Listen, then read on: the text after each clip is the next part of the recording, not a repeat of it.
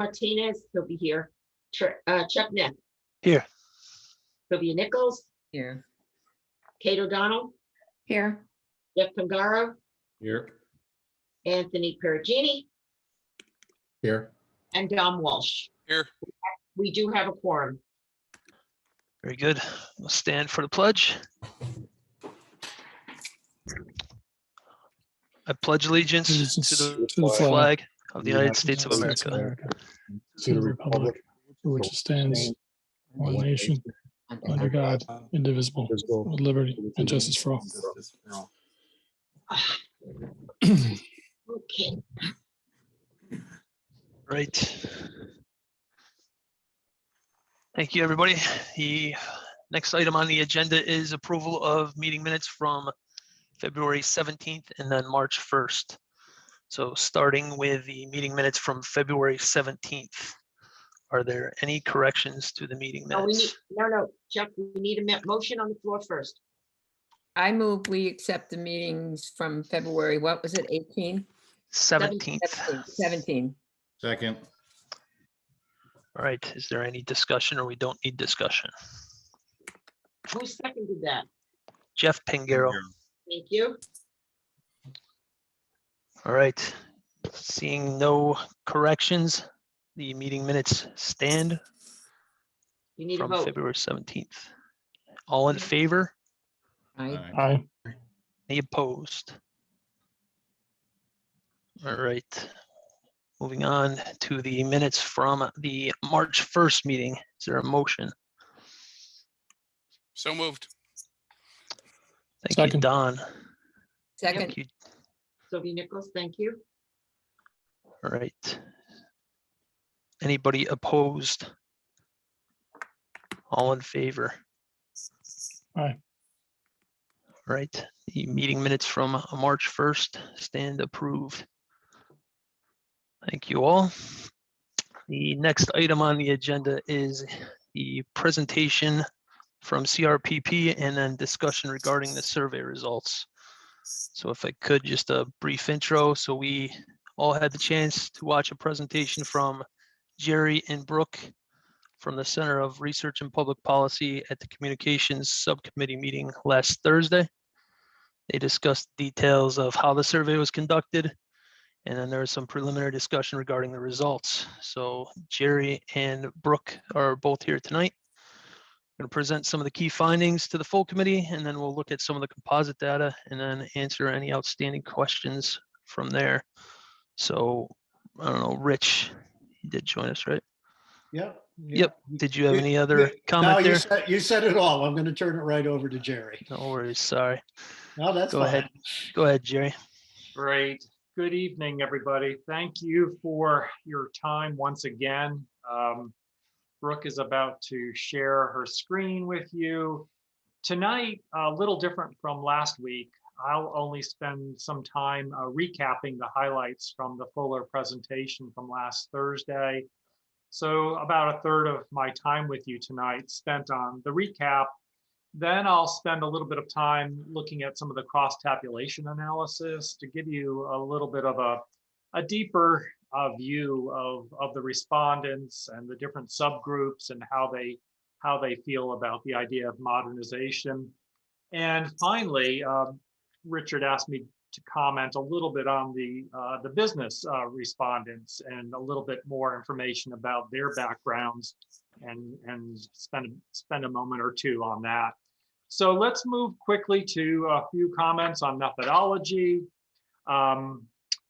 Using a quantitative rather than a qualitative research design, we completed cell and landline surveys to 400 residents at random.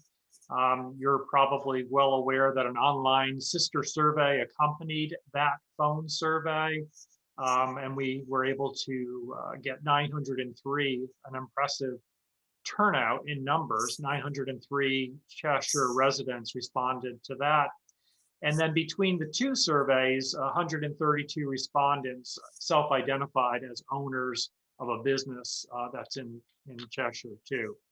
So the final paragraph on this page just talks about the survey design and how that we're careful in making sure that the questions are fair, objective, and balanced. On the telephone survey, calls were made 5 to 9 p.m. Weekdays, 10 a.m. to 4 p.m. on weekends. To qualify, you had to be a resident of Cheshire and 18 years of age or older.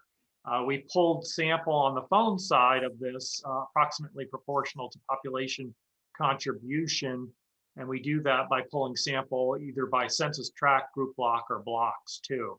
The phone survey was mixed access, as I mentioned, so that we could get through to both landlines and cell. Using a super random digit sampling procedure, we're also able to purge out any business phone numbers so that we are only calling residents. And super random digit simply means that we're able to get through to unlisted households as well on the landline side of this.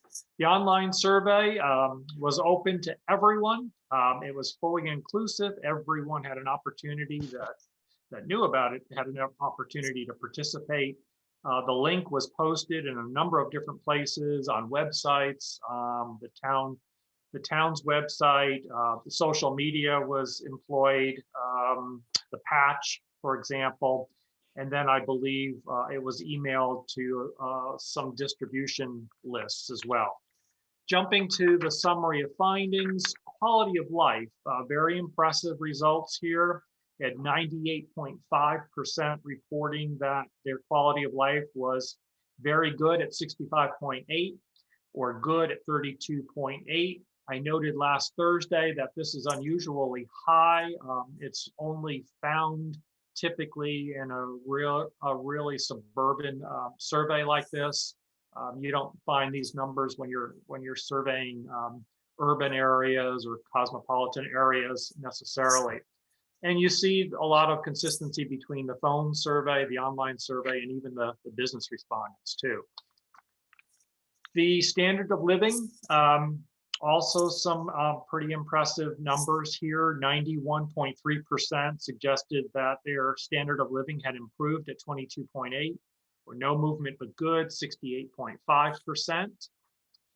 On the next slide, we had an overall rating using a scale of 1 to 10 of both Cheshire Town Services as well as public schools, and each of these came in at strong numbers.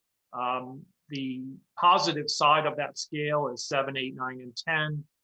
The more negative side would be 1, 2, 3, and 4.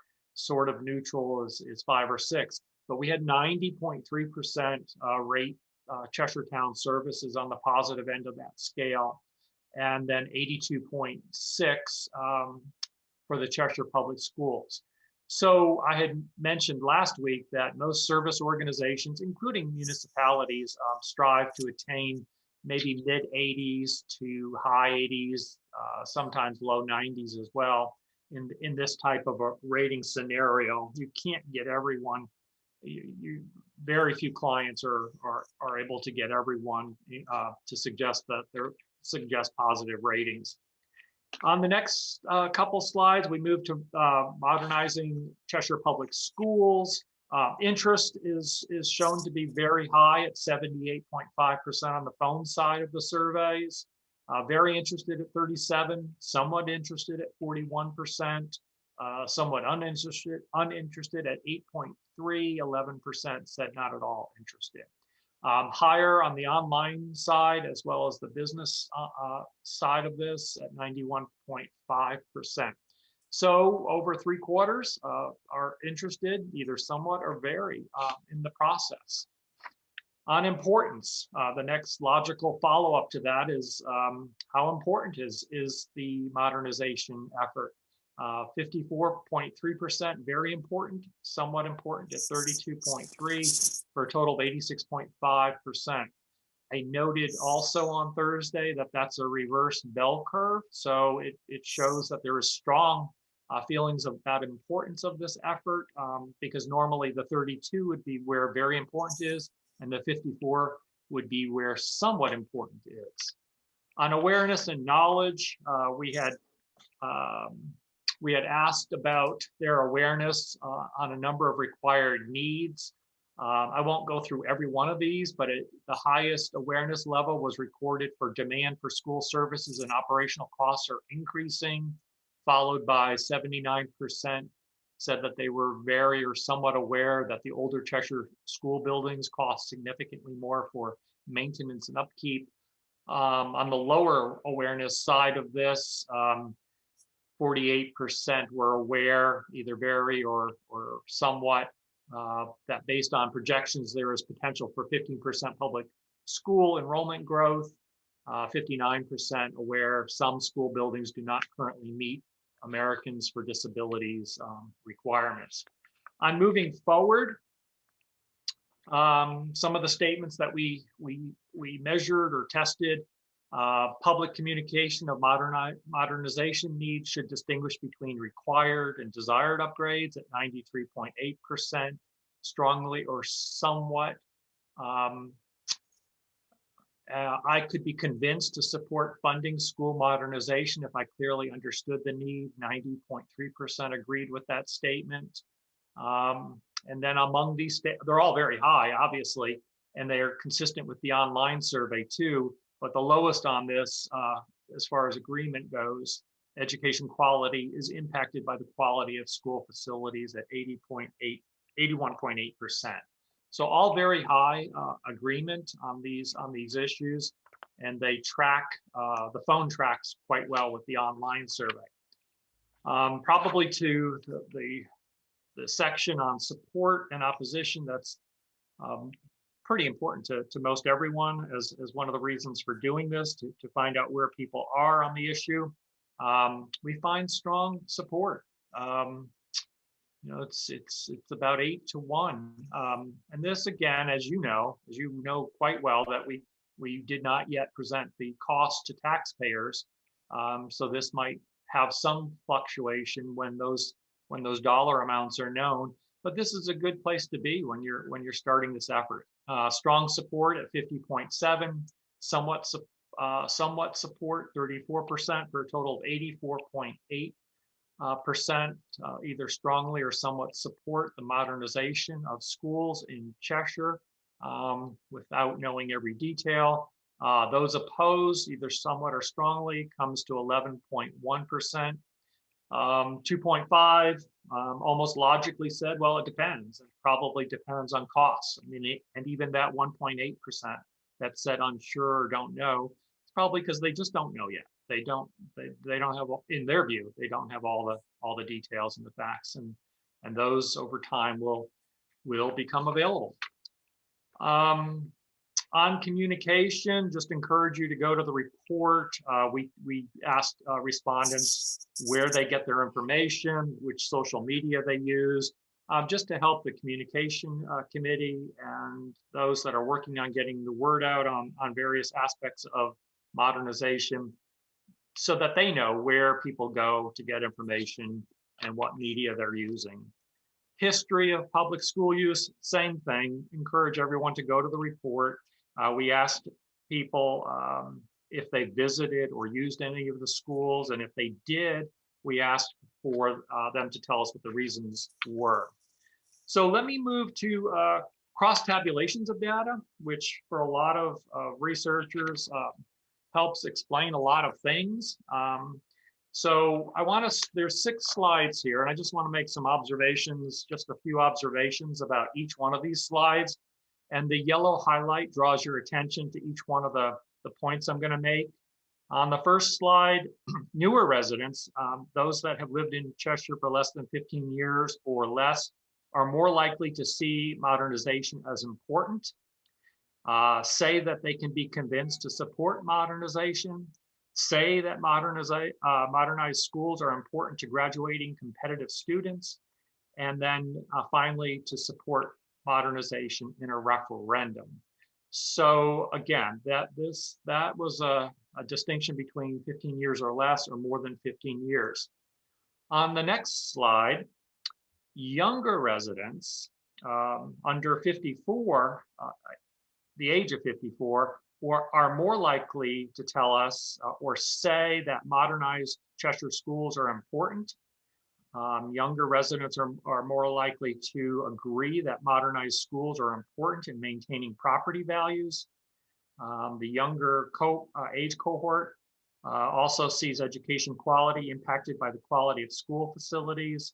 And these younger respondents are more likely to support modernization in a referendum, 95.7% among that age cohort, as opposed to the over 55 or over at 75.4, which, 75.4 is not bad, but it just shows you the 20-point difference between the two age groupings. On the next slide, interesting, very interesting. Residents with children in the Cheshire schools are more likely to have an interest in the planning process for modernizing public schools, be aware that improved safety and security at the schools is an identified need. And residents with children, conversely, residents with no children are more likely to support modernization in a referendum. And that's because they tend to be younger, those without children. And you saw from the last slide that younger residents are more inclined to be supportive too.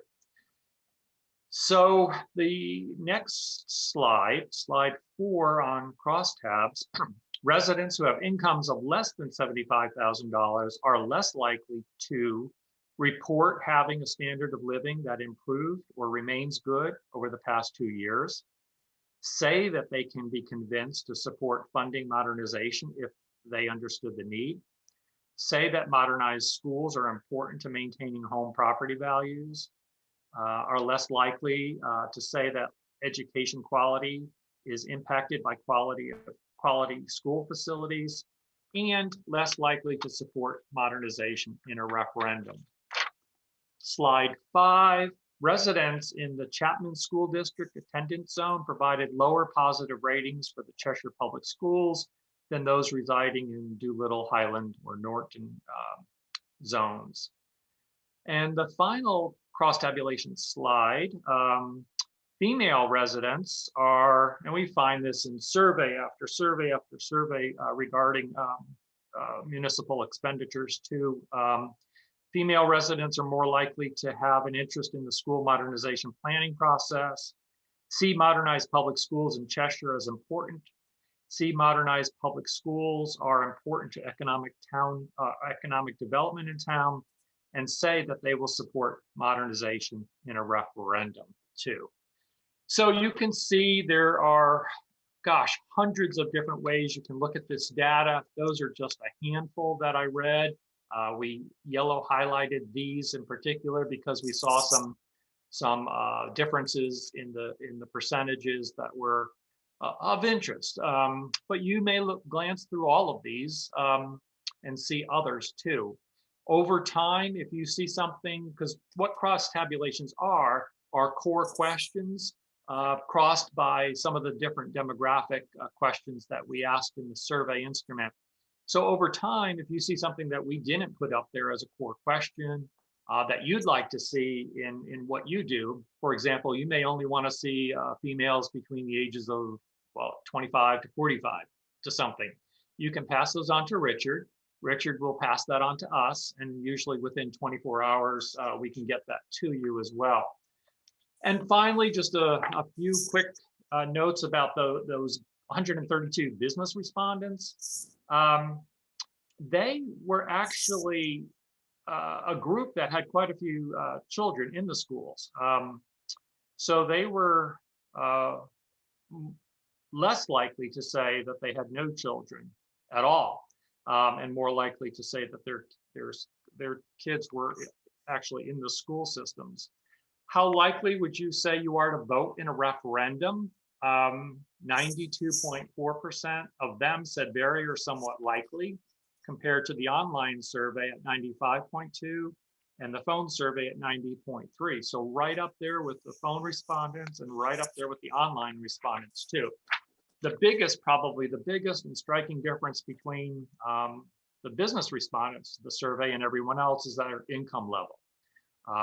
we had 18.2% suggested that they're owning, not owning, but have a income greater than $250,000 annually.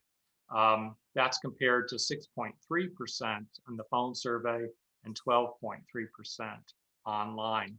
And they're business owners. So although that's a huge difference, it's not necessarily a surprising difference. If you look at the demographics for the phone survey, the random sample, statistically sound sample, we had pretty much an even match between genders. On the online survey, it was 27% male, 66% female. But the business went right back to the pretty much 50-50 split. We had 45% male and about 50%. It was 49.2% female. And then you did have 6.1 that preferred not to answer the gender question. So that it just summarizes for you, ladies and gentlemen, the results to your survey. I'm happy to turn it back to Chuck and answer any questions you might have. Yeah, thank you, Jerry. Can Sure. you stop sharing just so I can see everybody fully again there? Thank you. And then, is there any questions from the committee on the survey? Yeah, I have a question. Go ahead, Jim. Hey, Jerry, on the could be convinced question, just kind of in general, I mean, there are 90% or so. How does that compare to some other towns you've done this in for school referendums? Is that similar on the high side? What would you say? Yeah, that is, Jim, one of our favorite questions, because it's different than asking if they support or oppose. It's how much are you willing to tell us that we can get through to you over time? So this is pretty high. A lot of folks are probably further along in the process. Some folks in other municipalities may already know the cost. So it's just like an election. They've already made up their mind. So they can't be convinced. Here you have a large group of people that are open-minded, in my opinion, based on this number. So I think it's high. I think it shows there's an open mind that they're presenting to you on both on the online side and the phone side. So again, there are so many. Everyone seems to focus on that support or oppose question, but there's so many other questions like this one that can give you some insight as to how well you might do in getting and congealing public support. Right. Okay. Thanks. Sure. Go ahead, Don. In the school districts that you've done in the past for referendums for new schools, the ones that had prices involved, where how much impact it's gonna put on their own pocket, do you find that was a better way to do it, or do you think, because I'm looking at this survey and I'm like, well, everybody wants new schools and everybody wants something until we know how much it's going to cost, and then all of a sudden, how much do you think this could sway the cost? I mean, and it's hard to say we have no idea how much it's going to sway it at all, how much money it's going to cost at all. But in your experience, have you seen where they've done it like this and then it totally skewed the whole thing because the costs were different than they expected? Yeah. So and hi, Rebecca. I noticed you're here, and I know you've been through this process too, so you might want to chime in a bit too. But a lot of municipalities have been in the position that you have. They don't know the cost, and they want to go out and test what would it take to get people to support it, not knowing the cost. Some communities will do something early before the costs are known. Then they'll do it just before when they do know the cost and present it, so they can adjust messaging and communication as well. But that's why I have said to you that you have a good foundation. So you're going to lose some ground. You're going to lose some of the lower income folks, perhaps some of the older folks, perhaps, as you would expect. But because you're in a good position here in the 80s and 90s for support, I think you can lose some ground and still be in a good position to be successful. I can't imagine that you would not be successful in a referendum unless the cost is just so outrageous that even higher income folks give it pause too. So Rebecca, do you maybe have, from your background, any thoughts too? Yeah, I would just agree with that, Jerry, that where you are in your process, these are all great numbers. And yes, as you get further along in the process, you may need to go back out and do a follow-up survey where you are looking at some price points to help determine either a phasing aspect of your plan or, you know, a pivot point in your plan. But I think that you're just not there yet. And by doing this survey, you're at least getting out to the community. This is also a way for you to educate the community on all of the aspects of what you're considering and why you're undertaking this in the first place. So I think it is a worthwhile effort just in getting that information out to the community to build support along the way.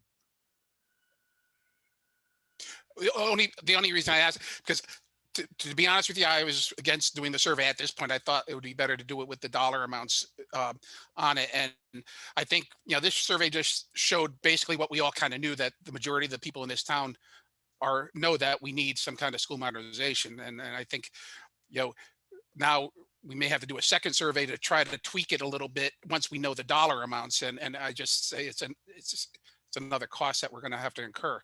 So, all right, thank you.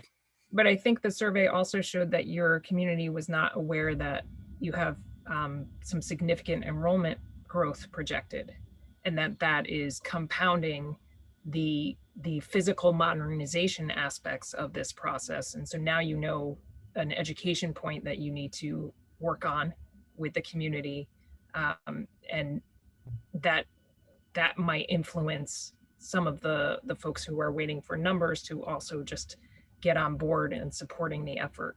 But that's a question that could have asked in a second survey when we're doing the dollar amounts too. But all right. Thank you, Don. Is there anybody else, any questions for Jerry? Go ahead, Matt.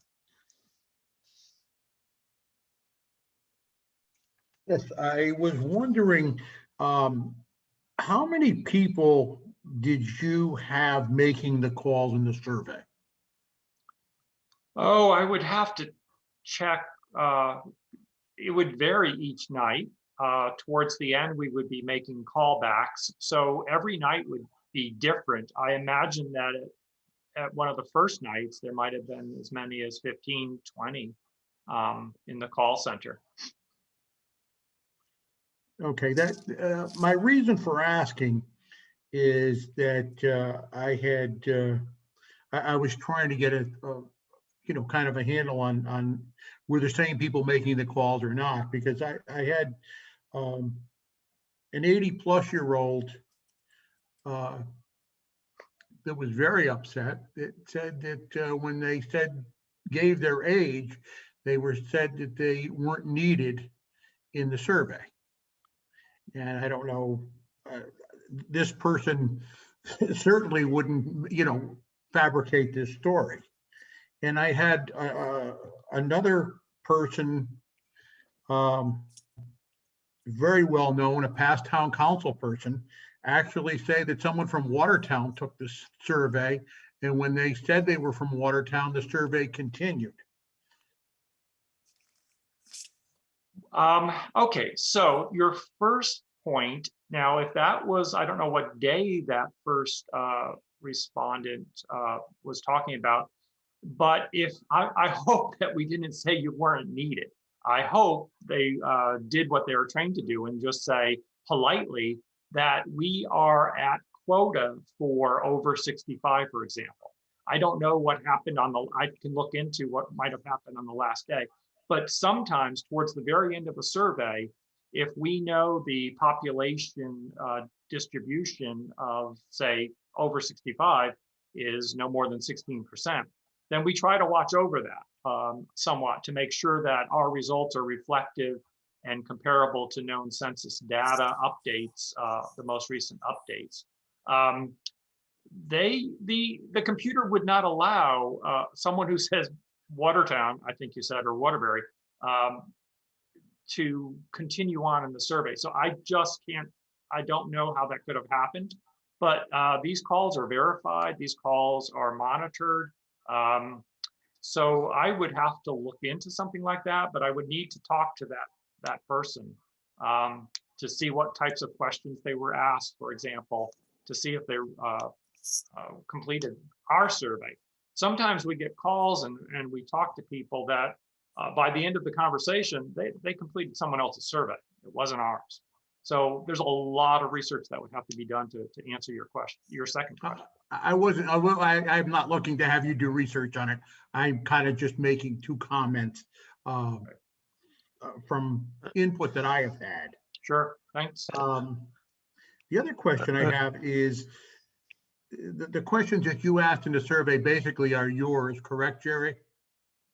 And No, the survey is the property of the town once you approve the survey, if that answers your question. No. What I was asking is when you,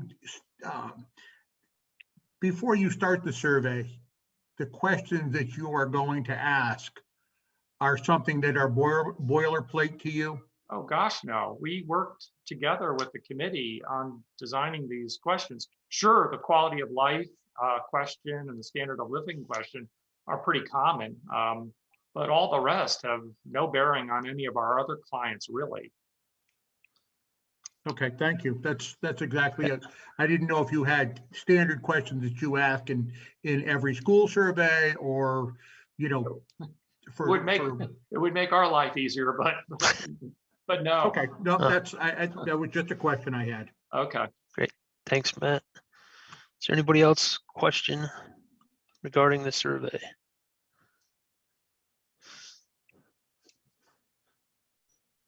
Last call. All right. Thank you, Jerry. I think the very well done. Answered a lot of questions, and we'll see where it kind of goes from there for our presentation we'll talk about later on. So appreciate it. All right. On the same topic of the survey then, I did have one more thing. So I think you'd all seen some conversation, I guess, amongst the committee members regarding some, I think it was via email there, availability of info that was obtained during the survey, volunteered during the survey. I think that is put to bed at this point. It's been made available to everybody, Arnett, on the committee. Is that correct? Is there anything to follow up on from anybody there? If anyone would like it, they just send me a request and I will send it. Very good. And we'll talk about some of the legal issues that we got into later on as well. All right. Thank you all regarding the survey.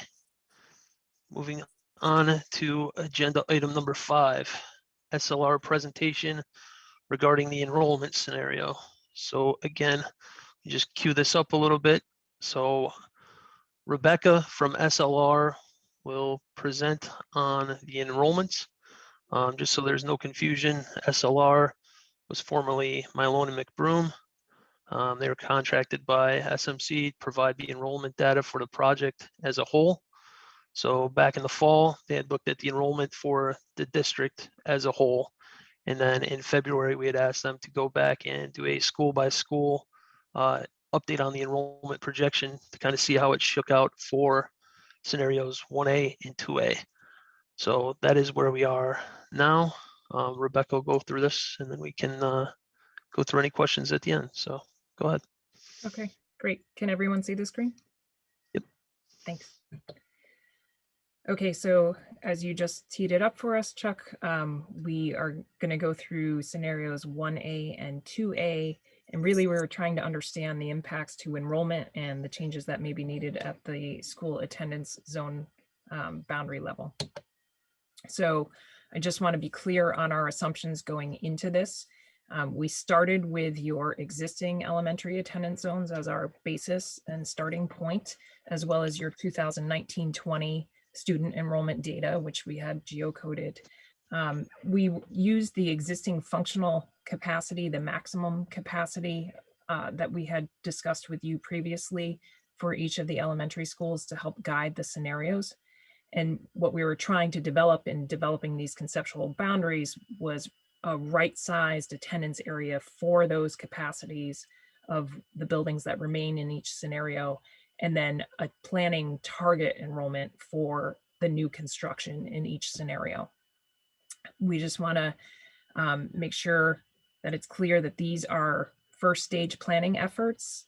You still need to develop educational specifications for the buildings to really dive into the physical space needs, especially with changes in programming, such as consolidating Darcy and moving that pre-K program over to Highland. And I'll get into that a little bit later as well.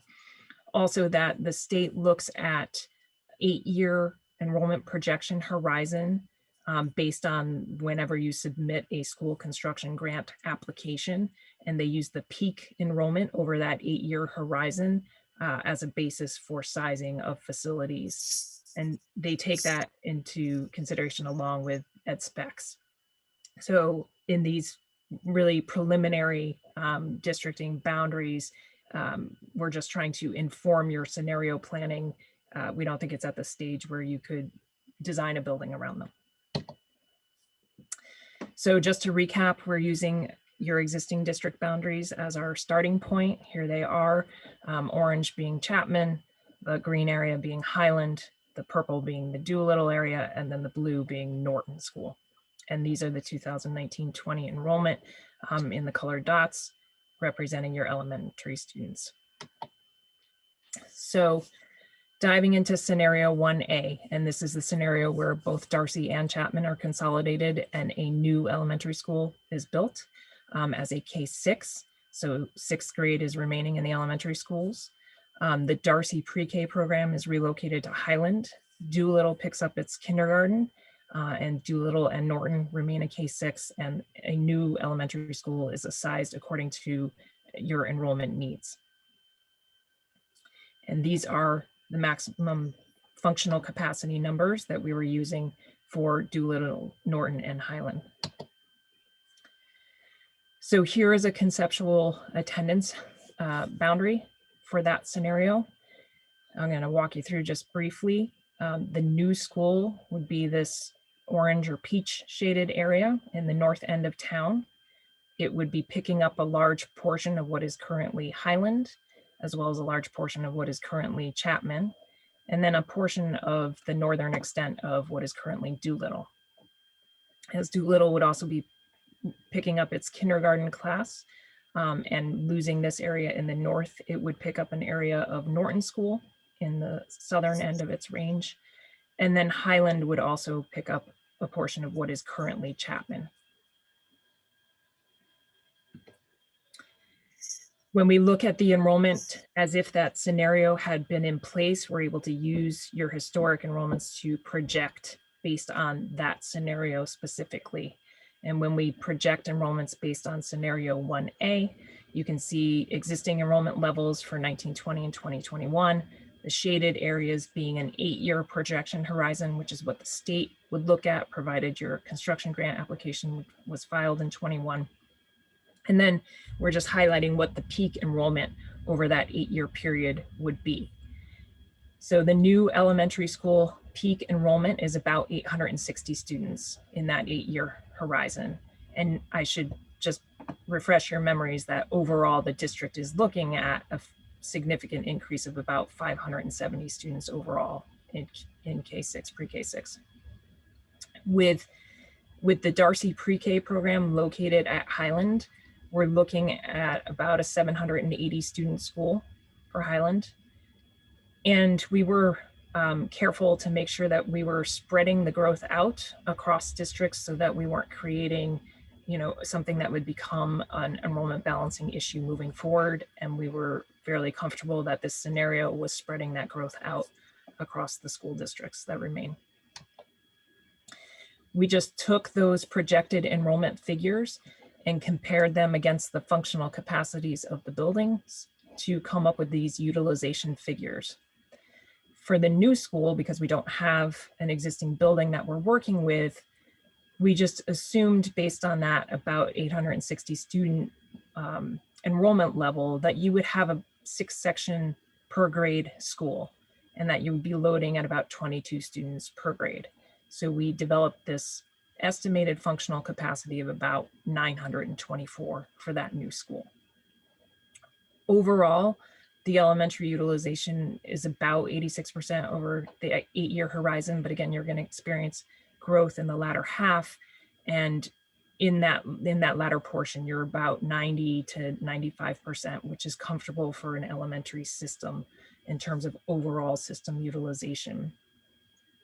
Again, just to remind you, the enrollment figure and this capacity is really derived from that projected enrollment.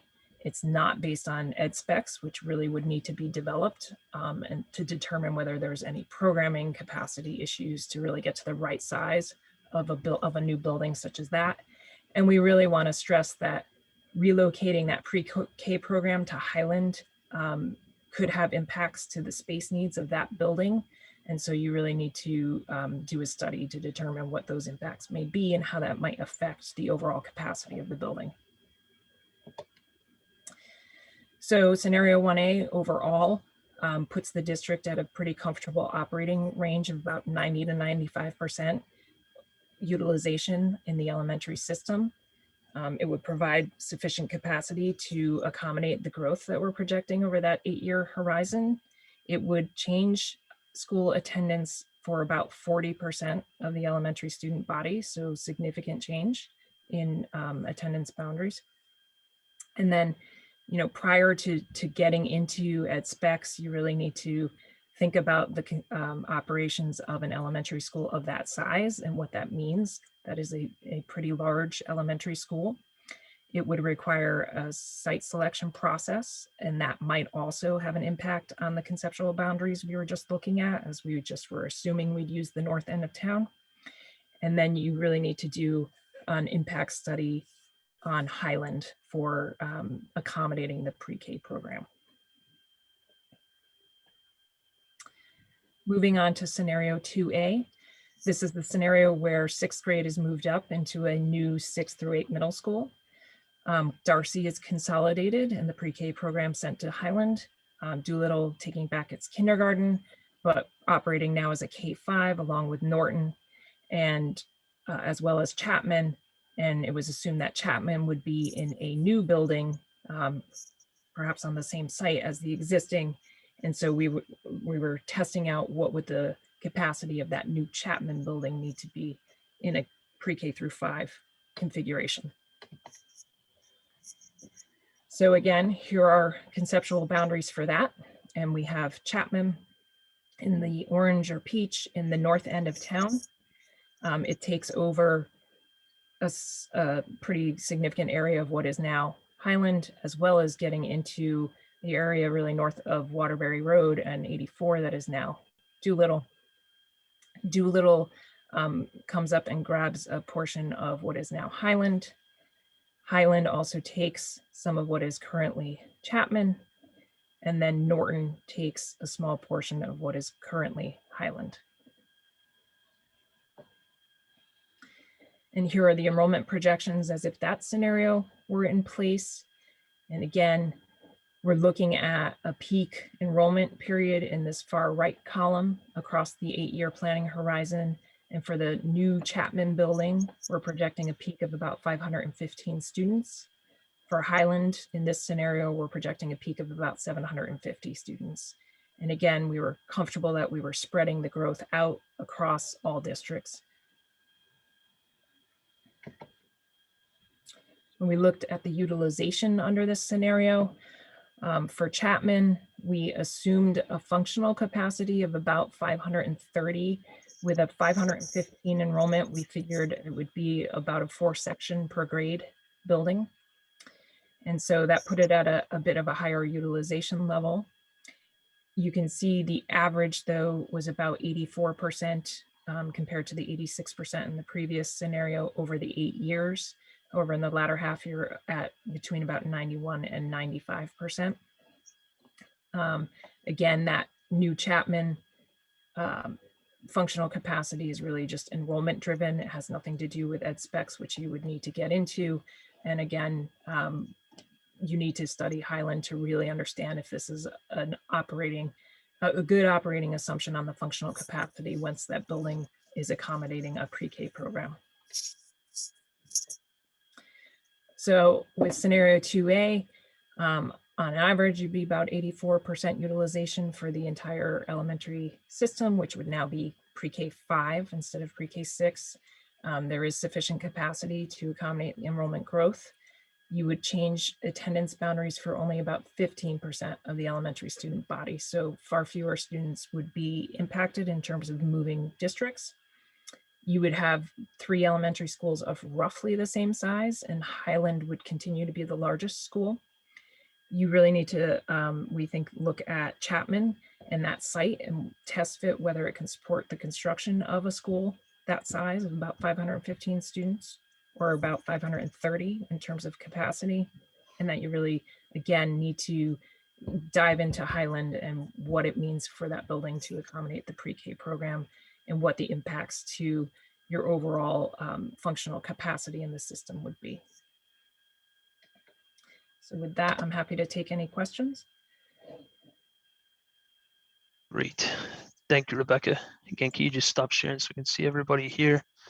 And is there any questions regarding strictly the enrollment stuff here? And I see your hand first. Go ahead. Hi, thanks, Rebecca. I missed what that redistricting percentage was in the first scenario. It's 15%. It's about 40% for scenario 1A. Thank you. You're welcome. Thank you, Anne. Is there any other questions regarding enrollment? Go ahead, Sylvia. You gotta unmute there.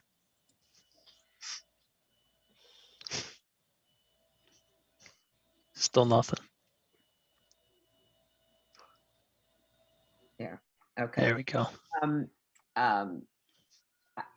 You've very successfully and neatly discussed all the elementary schools, and we would then be adding the 6th grade to Doolittle. I don't see any, and I'm sure we didn't ask you for it, but I would be curious now to see how that impacts the enrollment of Doolittle for those same period of time. And I don't mean Doolittle, Dodd, the middle school. How big that school would have to be and all of that. So I'd be interested in to see those figures as well. I don't see them here. Maybe I missed them. Yeah, real quick, Sylvia, that number wouldn't have changed from before. That enrollment projection is the same as previous, and we'll get into that when we get into the budgets. But the 6th grades rolled into the school there. Okay. Any other questions regarding the enrollment update? Go ahead, Andrew. Yeah, Rebecca, when you redrew the districting lines, or when the redistricting lines were redrawn, what methodology are you using to anticipate where the 8-year growth projection is? So it's a combination of having your historic enrollment to develop some neighborhood trends on. And we have birth data, but it is not at a fine-grained scale. It is at a census block scale.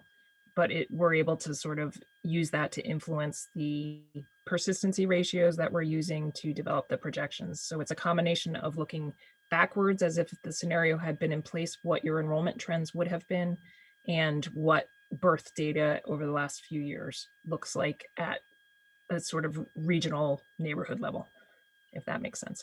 It does, but is any of it look at zoning? No, we don't specifically incorporate a zoning factor. That is picked up by the persistency ratios that we developed. So, you know, in the north end of town, Route 10 industrial areas, the persistency ratios will reflect how much of that area is housing versus industrial, but it is not picking up specifically on zoning boundaries as we developed them. So there could be a greater spikes or less spikes depending. Yeah, we were aware of some housing developments as we developed the enrollment projections in the first place, and we were not projecting any significant student generation out of the particular developments that we were aware of from the planning department. And so we didn't put in any multipliers. That's what we would call them if we had anticipated student generation from a new housing project. So when we originally saw the list of new construction back when we first saw the report, has that been updated to current in these enrollment? We haven't, but I believe I had last spoken to the planning department in, I want to say October. I'm not aware of any new significant housing development that's been put in an application or approved. No, I'm thinking more like there's probably been about 40 new units approved since then. That we wouldn't have already been aware of in terms of they were in the That planning. weren't on that original list, yes. Okay, we can take a look at it where if they were single family subdivision, then we might take a look at it. Okay, thank you. Go ahead, Matt.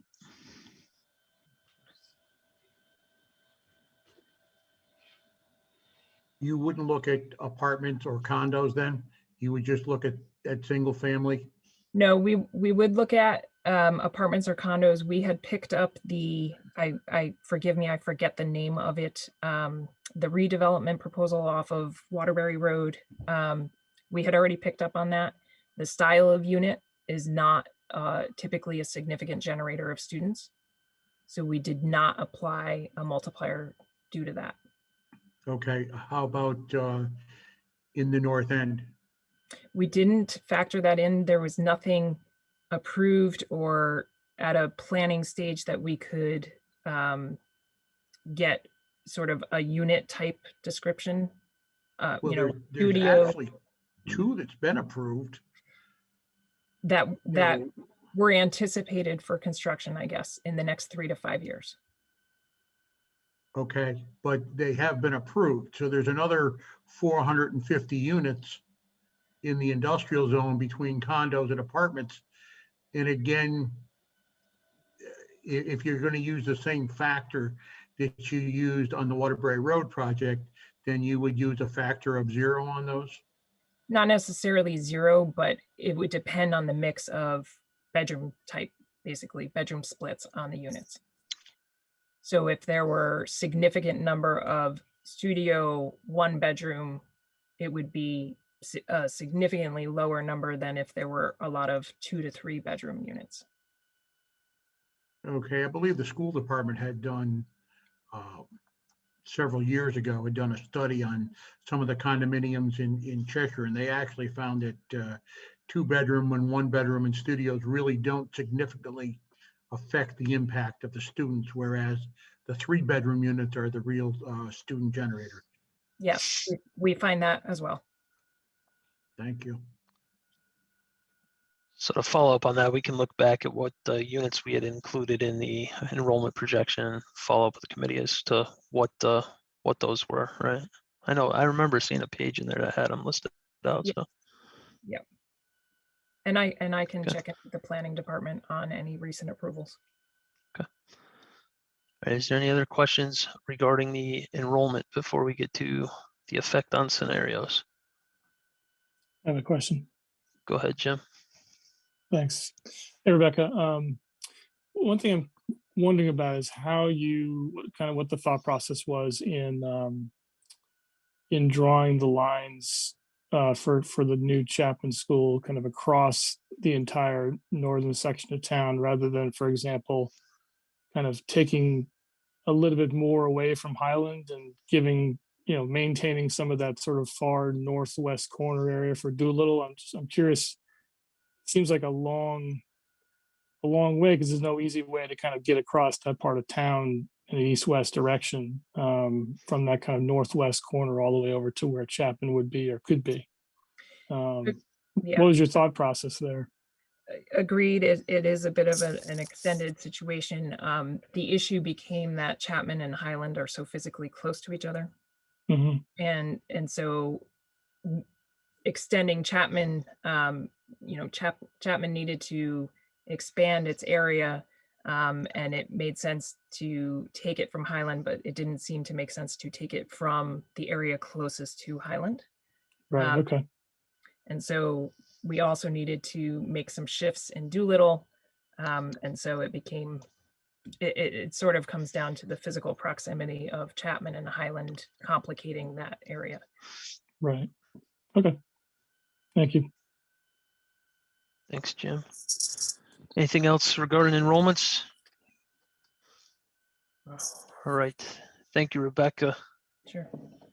We'll move on to Colliers then. So with the updated school by school projection stuff from SLR, Colliers was able to go back and look at the low high budgets and square footages for these schools as they were proposed in scenarios 1A and 2A. So everybody should have that information. It was sent last week, and John is going to walk through.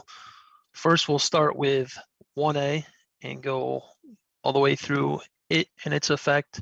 We can discuss anything in the scenario, and then we will rinse and repeat for 2A. So starting first with the 1A budget. John. Thank you, Chuck. Good evening, everybody. I will share my screen. Hopefully you can all see that. This is the 1A scenario. I'll try to blow this up a little bit so we can see where we're at. So again, 1A entails the new K through 6 elementary school. And that high year enrollment number is the 858 based on the numbers and information from SLR. And what this graph here is showing, Chuck and I did a little bit more work on this today. So the PDF that you received, there are some slight and very slight modifications to that. And any of the changes are highlighted in these yellow boxes here. So as I go through this, anything that's highlighted in yellow is slightly different from what had been sent last week in the PDF based on some of the fine tuning that we did. So the new K through 6, the gross square footage, both the low and the high, slightly changed. It's probably about 1,000 square feet, again, very minor. And subsequently, those costs associated with those differences are slightly modified. And I'm looking at the old format here. And again, those are slightly higher. These 4 numbers here based on and compared to what you had received in the PDF last week. So moving on to the elementary schools, the 8-year high enrollment numbers are the 576, 777, and the 469 for those 3 schools. Those numbers did not change, from last week's PDFs. The only minor changes were some of the square footage numbers as we dug deeper into that. Again, the highlighted numbers here, these 3 were slightly bumped up, and those only affected actually the numbers for the Doolittle low and high, as well as the district shares. So those again were, very minor in nature.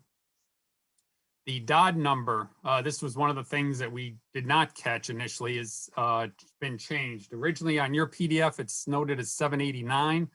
What we had forgotten is that the DOD had been moved up into the phase 1 based on one of the prior discussions. So that changed this number to the 724. So that in turn ended up changing these numbers here. Those 3 numbers were slightly modified. They actually went down, to be honest. So that was a decrease as far as the costs were concerned, but we did want to just point out that the enrollment number was reduced again because the Dodd Middle School was moved into the phase 1 as opposed to being done later into the sequencing.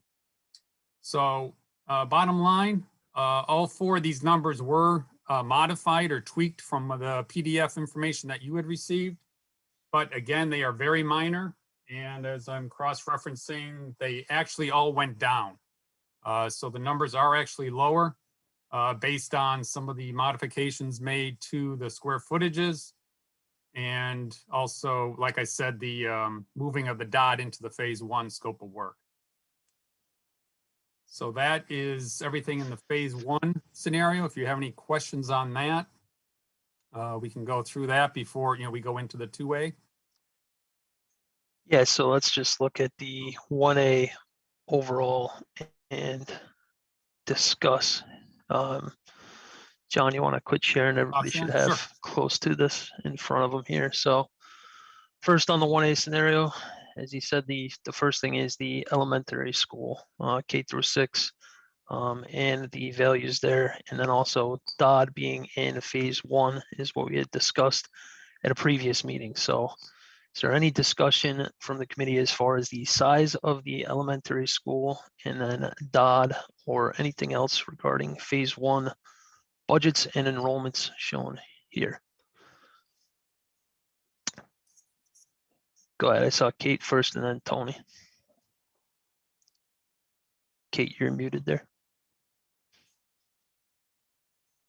To my recollection, hadn't we moved Highland to a CIP? But it's appearing here as a reno. Yeah, so I can answer this. Chuck and I, when we were kind of putting together stuff for the meeting, had talked about this, and I had thought we had talked about Highland as a CIP, and the information that we had sent initially when we did our score sheet, it was listed as a renovation. And we had conversation at some point, but I couldn't find any record of it in meeting minutes or anything. So we could definitely change it back to a CIP if that's the case and hold numbers for that. But the info that we put together here was just based on what we had in the previous form. So that's why it's where it is.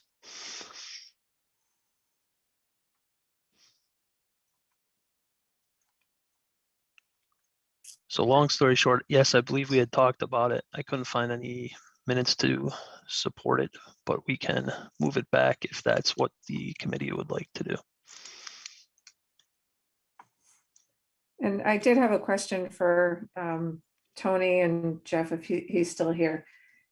You know, I know we've had numbers at Highland, 900, 1,000 in the past, which wasn't obviously ideal. How are you feeling about an enrollment of 858 in an elementary school? I'm happy to answer that. Kate, if Tony, if that want me to chime in, I think that's exceedingly high. I recently looked up all the elementary schools in Connecticut, and it would be top 3 biggest elementary schools in the state. It's just, and I don't ever recall hitting 1,000. May have been about 900 when I was the assistant principal at Dodd, but that's a massive school. You really lose an intimate feel of a neighborhood school with 1,000 people in it, 1,000 elementary school kids. Just my perspective as I was asked. So what would a good target number be for a new elementary school? I'd say, between 400 and 700. 700's large. That's a large school, but not overwhelming. Thanks, Jeff. Tony, did you have any reply there either? My personal feedback is it is very large. I know Highland's been up near there.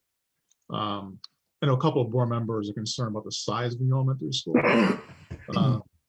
And we're going to be talking about this more Thursday night at our planning meeting as a whole board. Just we'll talk about the options and share some feedback. But actually, one board member suggested, hey, why can't we do 2 smaller elementary schools in a range that, Jeff posted between 400 and 600. But, at this point, it's a little late. I mean, it'll address the need of our short-term enrollment bump. But as Jeff said, we kind of lose the intimacy of a smaller elementary school. But yeah, still open to it. I hope we never reach 1,000 kids in any elementary school, but it is a big size, at least for my opinion. I think it does impact the experience. I think you lose a little bit of feel. The kids are accustomed to, like, example, Chapman, Doolittle, and some of the smaller schools. But again, we'll have to see how the educational program shakes out around that when we start talking about it. But again, just my personal feedback. Thank you. Go ahead, Rich. I saw your hand next. I think I'm unmuted. You are. Yeah, I had the same feeling when I looked at it as someone who's been a principal. I've worked in schools of 500, 600, probably the biggest I ever got was 620, which, was pushing the upper limit. This is really big. One of the things that I had shot an email to Chuck about was just the idea of potentially building this new school of about 650 students. And then whether it's in the first phase or the second phase, going into Norton School and building Norton on that land, north or farther back on that land, building a 650 student school there.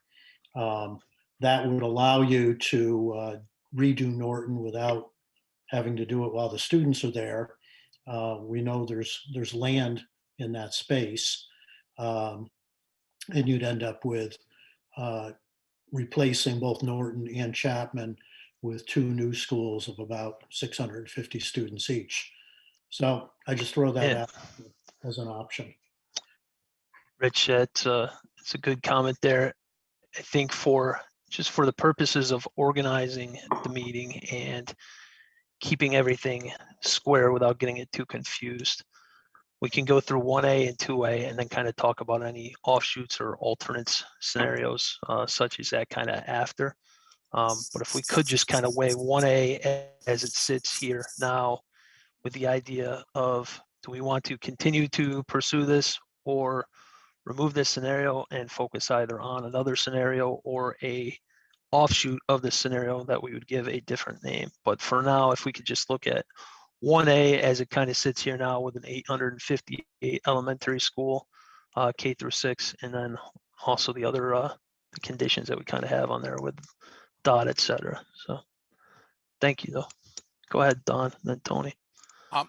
Yeah, looking at the 1A again, I have a real issue seeing that Humiston still has TBD on it. This late in the, I know we took it out of phase one of scenario 1A, but to still have TBD with no costs involved in what that building is going to cost us to operate and what we're going to do with it really bothers me. I think, when you looked at the survey and the majority, how many people, what the percentage of people were concerned about ADA compliance, that's something that we really need to reconsider again. And I think we should think about we should have some kind of numbers at least in there, because there's no numbers. TBD doesn't mean anything. And that building will cost us one way or another to do something to it. So I would propose that we reconsider putting that back into 1A phase one. Thank you, Don.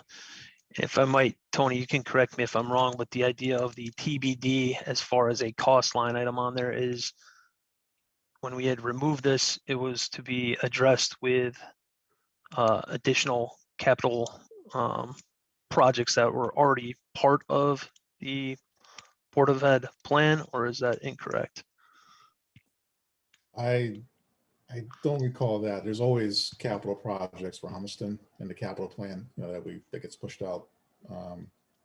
But if you recall the meeting we had with SMC a while back, the group said it wasn't important enough for phase one, primarily because of the cost that it would include in there. Number two, I think Jeff, and I won't speak for Jeff or Vincent, as important as that building is, and while the board wants to do something with it, it's not the number one priority. Doesn't mean that we can't, find some kind of cost and plan to remediate or move out of that while other things are happening. And also remind that Jim also found historic data information, possible grants he looked into. So I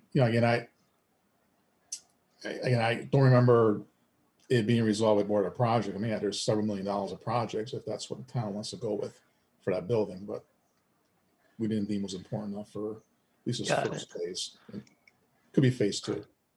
But there has to be some kind of cost, even if it's a capital improvement. We have CIP on others. So I think there has to be some kind of number in there so that we know what that cost is going to be, whether it's phase 1, 2, 3, or whatever.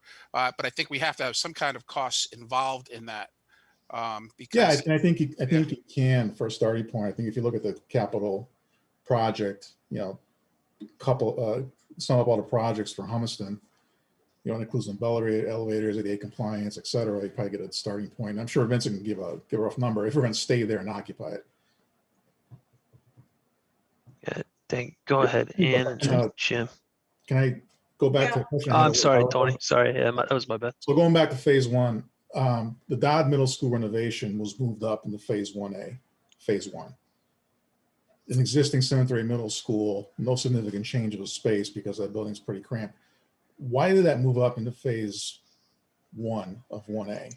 Is it because the middle school has to be addressed to handle the enrollment bump? Because I thought, if you're in Dr. Solon, the enrollment's not going to change.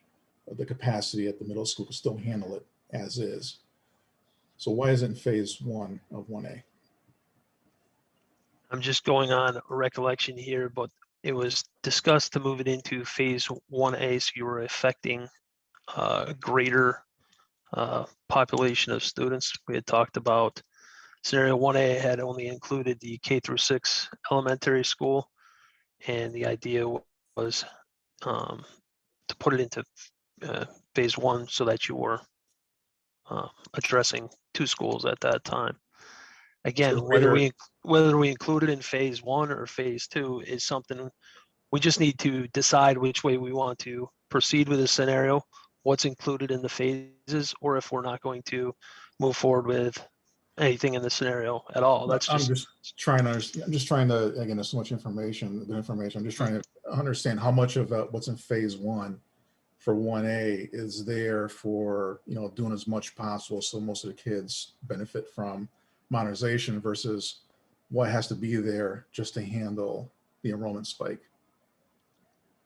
Chuck, can you comment on Dodd? Is it required to renovate Dodd in phase 1 for any purposes of enrollment, or was it just to add the project to phase 1? You're asking me, Chuck, just to confirm? Yeah, just confirm it. There wasn't any enrollment issue. Kind of addressing, I think, Sylvia's question before. When you look at the projected population, the space standard, and compared to what the existing building is, it's almost exactly just they're within a couple thousand square feet of each other. So what that indicates is that the building is pretty much right size for the growing population. I could change a programming and you can flex it, but that building, for the most part, is sized appropriately for the future enrollments for the school. So really, it would be based upon to put it into phase 1. If there's, that building, needs some work, but it's not for space issues. No, we're not adding square footage. No, and I'm just asking the question from some board members that, I'll look at a number of things, whether the town or referendum, approves so much money, can't do everything in phase 1. I know one of the things that came up on some of the board meetings is for both phase 1s of both options, there's a lot going on in that first phase. So we're a little concerned with that, especially when we're talking about redistricting and 40% of the kids are going to be positively impacted by that. But we're just trying to look at, okay, if the enrollment bump is the bigger priority, I know we need to balance things with modernization. I think you answered that question, Chuck. And I think the same thing for moving RC to Highland. There's some implied costs to move that program to Highland, even if there was no enrollment bump coming to, retrofit space to meet those needs. But we don't have those costs really identified for moving Darcy to Highland yet, correct? I think that was identified as an area that needed more study to see what those costs would actually be. So that would be a next step for that. Is that correct, John, Chuck? So Yes, yeah, I that think, was to be determined. Go ahead, John. I was just saying that was to be determined as far as the cost impact. That is more from the point of view of the new K. If a new K-6 is built, that frees up some classroom space at Highland. So that space could be utilized for Darcy to move it to kindergarten there. Yeah, but you might need dedicated, if you have restrooms en suite, if you will, in each of the classrooms. you might need some modifications to make them pre-K specific. Yeah, segregate the areas so it's like its own little feel, it has some of that Darcy charm. Yeah, there's probably some CIP. I think it all depend on the timing and looking at the master schedule, whether or not phase 2, goes and when you move Darcy, because, if you get to the point done with phase 1, you say, okay, hey, that was hopefully successful and we're going to proceed with phase 2. There's that discussion is going to come up. Do we hold them at Darcy till we're done renovating, Highland and do we keep them where they're at until it's done or sure at a time? And that's a discussion down the line that I don't think anybody can predict. Got it. Well, Chuck squared, both Chucks, that was it. That's all I had. Thank you. Thanks, sorry. I forget where we were at here. I think we had Ann. Is that correct? Sure. I just wanted to add that one of the reasons we put Humiston out of the phase 1, I think we put it on hold to some extent. My recollection is because we've talked about Humiston a lot at the Board of Ed. For years, we've been talking about various things that we can do with the building, with the school program, and with the central offices. And one of the reasons for not building it into phase 1 and doing it immediately is because there are so many different options of what we might be able to do with the Humiston building and the 2 parts. And so to some extent, it just makes a lot of sense to leave our options open so that we can see once we know what the phase 1 is, then we'll have a better idea of what maybe we can do with Humiston building. And the two I think the phase 1's defined in here, right? So we know what the phase 1 would be. It's what we would do with Humiston following that if this was the scenario. Do we just carry the CIP number for the sake of carrying a number for a total value, like Don was saying? Yeah, I think big picture, and I want to get to everybody here, but this whole scenario hinges on building in a new elementary school, K through 6, that's 858 students currently, void of the ed spec, which may or may not change that. I mean, we can vote to continue going down the path, or are we wasting our time if, it sounds like there's not a lot of support for a school that of that size. So, I mean, if we could focus on what the first part of it is, and then we can kind of get into the details if we need to of the rest of the scenario there. Go ahead, Jim. I saw your hand before. Sorry. Yeah, And that's Matt. all right. Thanks, Chuck. Yeah, I don't think that this scenario 1A with the elementary school of that size, I don't think it really works as a scenario anymore. I think the community is going to probably not be supportive of an elementary school quite that large. I know in talking to lots of parents over the years, one of the things that they like about our school system is that we have these sort of neighborhood schools, and the people in people that are not in the Highland district think of the Highland school as being, oh my gosh, that's so big. I think 858 students, or whatever that number may be, 850 to 900, whatever, is just I just don't think that's something we should continue to pursue. Thank you, Jim. Go ahead, Matt. I think Don's right, whether whether it's put into phase 1 or not, we need a number in there. We need to know that if we hold on to that school, what it's going to cost us to, upgrade it for code compliance and ADA, not only for the school that's there, for the 30 student alternate high school, but for central office.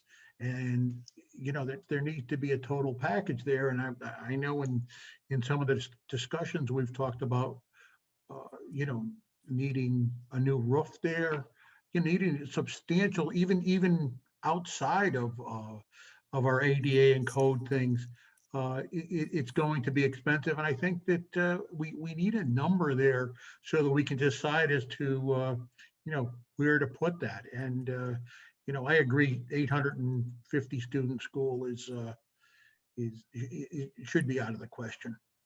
Thank you. Go ahead, Kate.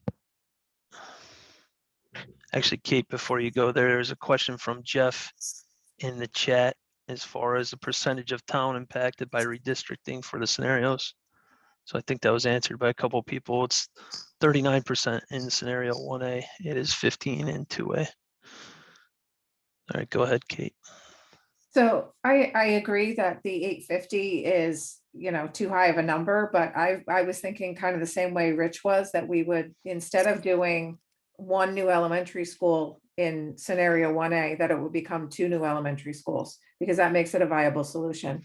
I would recommend pushing Dodd to a later phase if we do that, because I think it's cost prohibitive. And when I looked at these new numbers, I was thinking, okay, enrollment's got to be number one. I don't think we can think about programmatic changes and going to a 6-8 if we're really trying to solve this immediate problem of the enrollment numbers coming. And that's the sense that I'm getting from the presentation from SLR. I don't think that scenario 1A is just not going to work. Oh, it's 850, so we can't work on it. I think we can tweak this and make it a viable solution, but just not in its current form. Thank you, Kate. I agree. And I think we can keep that discussion going here. Let's get through 1A and 2A. And I think that'll kind of take on its own scenario as another option there. But I agree. Go ahead, Andrew. I mean, I agree with Kate. I just feel that 850 student elementary school is too large. Too many students are going to be affected. Redistricting is going to, 40% of the student population is going to be redistricted. And, the way that I remember the discussion about adding Dodd to phase 1 was that if we were only going to get one project approved, or we were only going to get one phase approved, what do we want to do? And so Dodd was added in there. I've never thought that adding Dodd to phase 1 was a good idea. I think it's too much of a project, and I don't even know how that would work. Would we be going out to referendum for a new 850 student elementary school and the renovation of Dodd as one ballot question, or would those be 2 separate ballot questions on there? I just think that's too much to ask of the voters at one phase. So that's my opinion on it. Got it. So go ahead, Sylvia. I agree that the 850 student school is too large, and I agree that we could look at other alternatives within that scenario.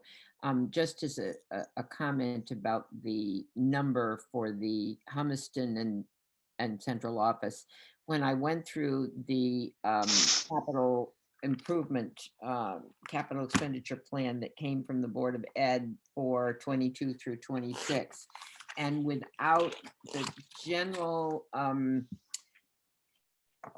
situations that apply to all schools, like, for instance, fixing driveways and sidewalks, the specific things that were in the plan for Humiston School were as follows: windows, 450,000, roof, 900,000, and ADA compliance, 2 million. So that totaled $3,350,000. So if you're looking for a number, that is what is already in the proposed capital expenditure plan. It's not been approved, but that's the capital expenditure plan that includes the central office and Humiston dollars that are needed to do those 3 major projects over the next, for how many years that is, 5-6 years. So that gives you a sense of what the cost, and that's not the operating costs or anything else. That's just the improvements that are there. And then you can correct me if I'm wrong. There may be other improvements in addition to that, which are more general and would be applied to the entire system, such as driveway improvements or, those kinds of things that apply to all schools and get parceled out when they're most needed. So that, if that helps anybody with a general idea about the costs, that's one place to start. Thank you, Sylvia. I guess that's what I was getting at before, is there's money in the for projects there already, which is what I was counting as Right. being applied to it. And the way these were set up is we were looking at the cost and then we were looking at cost avoidance from the capital plan. So you're just doing a plus and a minus. You ended up getting the same thing at the end. So just going around the room, it sounds like there is a lot of, hang on a second, Don. Doesn't seem much favor for an 858 elementary school.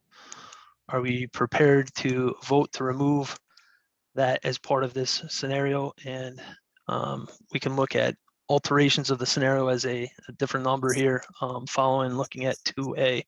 Is anybody in favor of that? Don, did you want to make a comment? You're going right where I was going to go. I was going to ask Chuck Warrington. Basically, I think if we went down to two smaller elementary schools, I don't and remove Dodd from that. I mean, Reno of Dodd was probably equivalent to what a school would be, of 500 kids or 600 kids or whatever it would have to be. I'm guessing based on what the Chapman would be. So I'm just wondering if Chuck thinks that number would be about the same. I know I'm not asking you to Yeah, I think cement, but for the sake of not getting anything confused, can we, I think if we look at that number, if we want to look at that as a scenario, I think that's great, but I don't want to confuse changing up 1A to have two schools and have it have the same number. If we just call it, let's call it scenario 6, because that's what it would be. And we can look at that as an option following getting through the budget numbers there. If that makes sense to everybody, I'm sorry.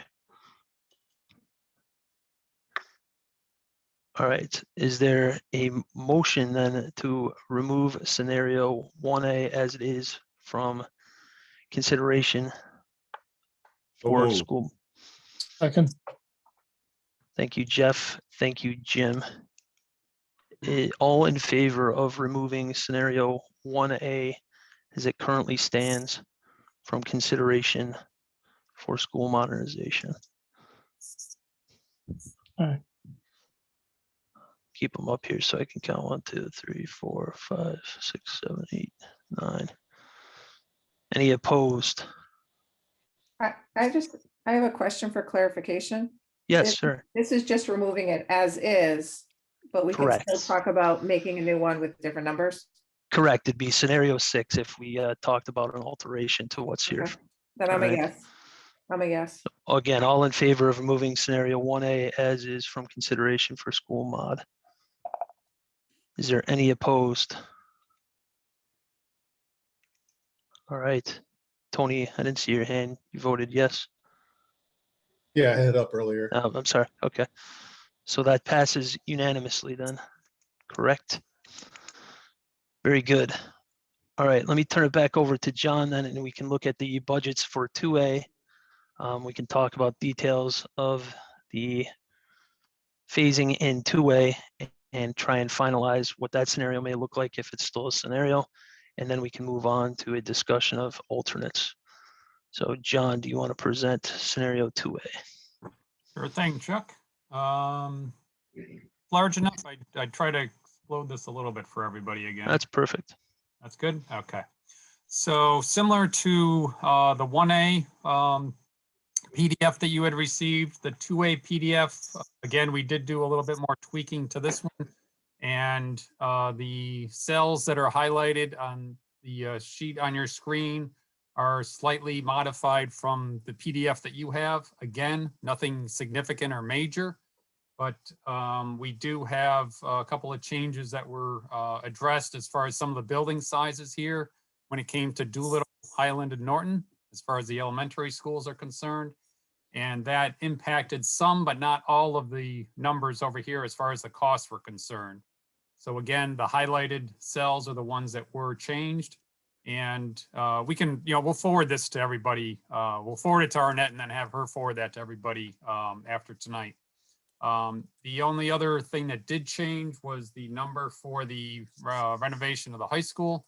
What we did do there was we chose the 1262 based on the fact that once this would be addressed, the original number of the 1354 is actually, I believe, next year as far as the enrollment projections are concerned. So that would have passed. by the time that this comes to fruition. So the 1262 is the number in the 2029 to 2030 school year. And so that changes there. However, the numbers itself did not change. So bottom line, the numbers, the costs associated with the 2A scenario, cross-referencing went up between about $1 to $4 million or so for each of these 4 columns. But again, nothing overly significant. And as I said earlier, we'll forward this over to Arnett and then she can share that with everybody. So I'll stop sharing unless there's any questions specifically to this before I stop sharing. Good. All right. Good. Thank you, John. No problem. All right. So with scenario 2A, as we saw, you have the new 6 through 8 middle school, new Chapman Elementary School. And similar comments, I would assume, from previous, which we can discuss further, is Humiston carrying a TVD. And I think the consensus, which we can vote, was to carry a cost for what that actually would be. So is there any discussion relating to the scenario 2A? And let me actually just preface, when we talk about land, we can kind of talk about that as well. There was 4 properties that were kind of sent separately in the information available that are owned by the town. So we may either elect to pursue one of those town-owned properties further or consider a private property. And the purposes of doing that at this point is really just to carry an appropriate cost in the budget. Each would have to be evaluated a little bit more, but it's really where we want to go, whether it's town property or a parcel TBD. So start with Matt. I saw your hand first. Yes, I would like Collier to put a number on what they think the renovation cost would be for Humiston School, the number that they should carry, and not just a budget number that the Board of Ed is considering to carry over the next 5 years or 4 years of the projected capital improvements, because anything after the first year can always be changed. So the numbers will change. I'd really like to have a decent estimate as to what Collier feels that that Humiston will cost us. Thank you, Matt. Chuck, we can talk about the, or get the poll of everybody else. Is that something you guys could do? Yeah, we would do a similar range, Chuck, again. With that one, obviously with an older building, we just want to make sure we would carry some contingencies for the any hazardous materials because it is older, but we could definitely put something together if you want that. Very good. Thank you. Just want to make sure it was possible. Go ahead, Rich. I believe that Humiston could just be closed down in the scenario, because at the end of the process, Dodd School is no longer being used. So you could move the Humiston programs into Dodd and just shut down Humiston altogether. So I believe in this, you could just wipe that out and save whatever money was going to go into renovating Humiston. It's one thing we had talked about in the past, and again, we can kind of put that to a official vote here. The issue that was raised with it in the past is the size of the Humiston Alt High School and Board of Ed offices fitting into Dodd, and Dodd being, I wanted to say it was like 15 to 20% utilized in terms of square foot space at that level.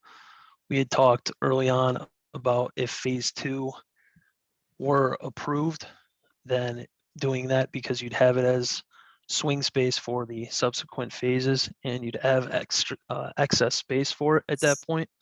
But I think on its own, we didn't have it in phase 1 for the reasons of it being too small to fit in a space that was totally unoccupied. Does anybody anything different? Could be down the line. Yep. The other point I think is, just the educational piece. And that is that when we did go around and talk to the staff, We had nearly unanimity among the staff members on moving the 6th grades into the middle school if possible. So, with this scenario, you do end up with a brand new middle school, which is a nice facility that the town can utilize. And educationally, you move your 6th grades in with the 7th and 8th, which is something that people would like. I'm not certain that we necessarily have to do Chapman with that on phase 1.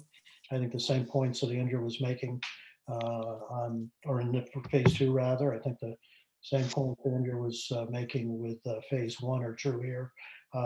Doing both together gets very expensive. And if we did decide to go out with this, we might want to just do the middle school alone and not do Chapman until a later phase. Chuck, do we know that to be true in terms of enrollment? If we had just done the 6th grade middle school, does that have enough space with these schools as is to not redistrict and leave the students where they are for that to work? Okay, so if we only did phase 1 and we didn't go any further, If you only did phase 1, but phase 1 only included a 6th grade middle school, is I think Yeah, what you're without suggesting, Chapman. right, Rich? But Yeah, still and the- closing Darcy and moving that into Highland, right? yeah, so you'd have new middle school, potentially new Chapman, right? Under that assumption.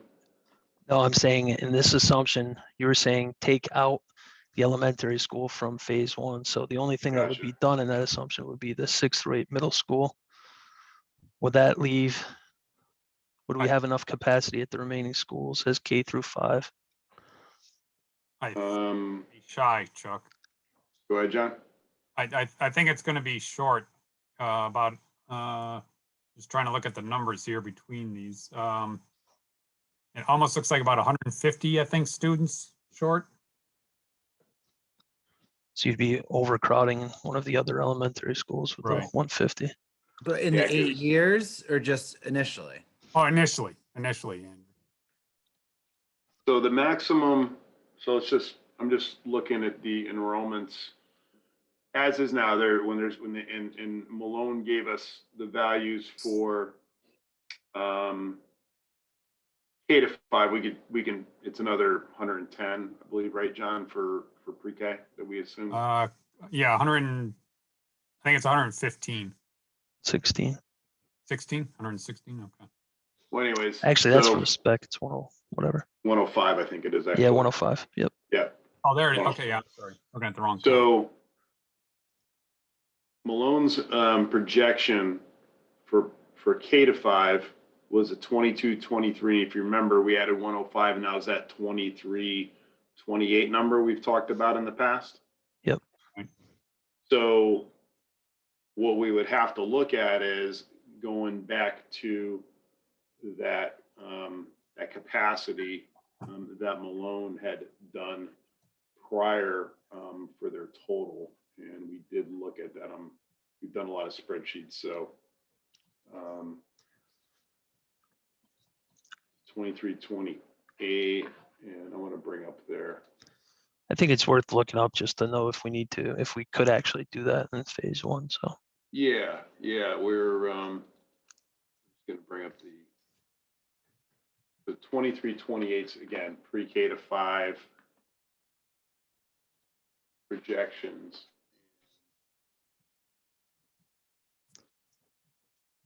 School capacities. yeah, while you're looking that up, did anybody else have any other comments here on phase 2 to just keep going? Go ahead, Kate, and then Ann.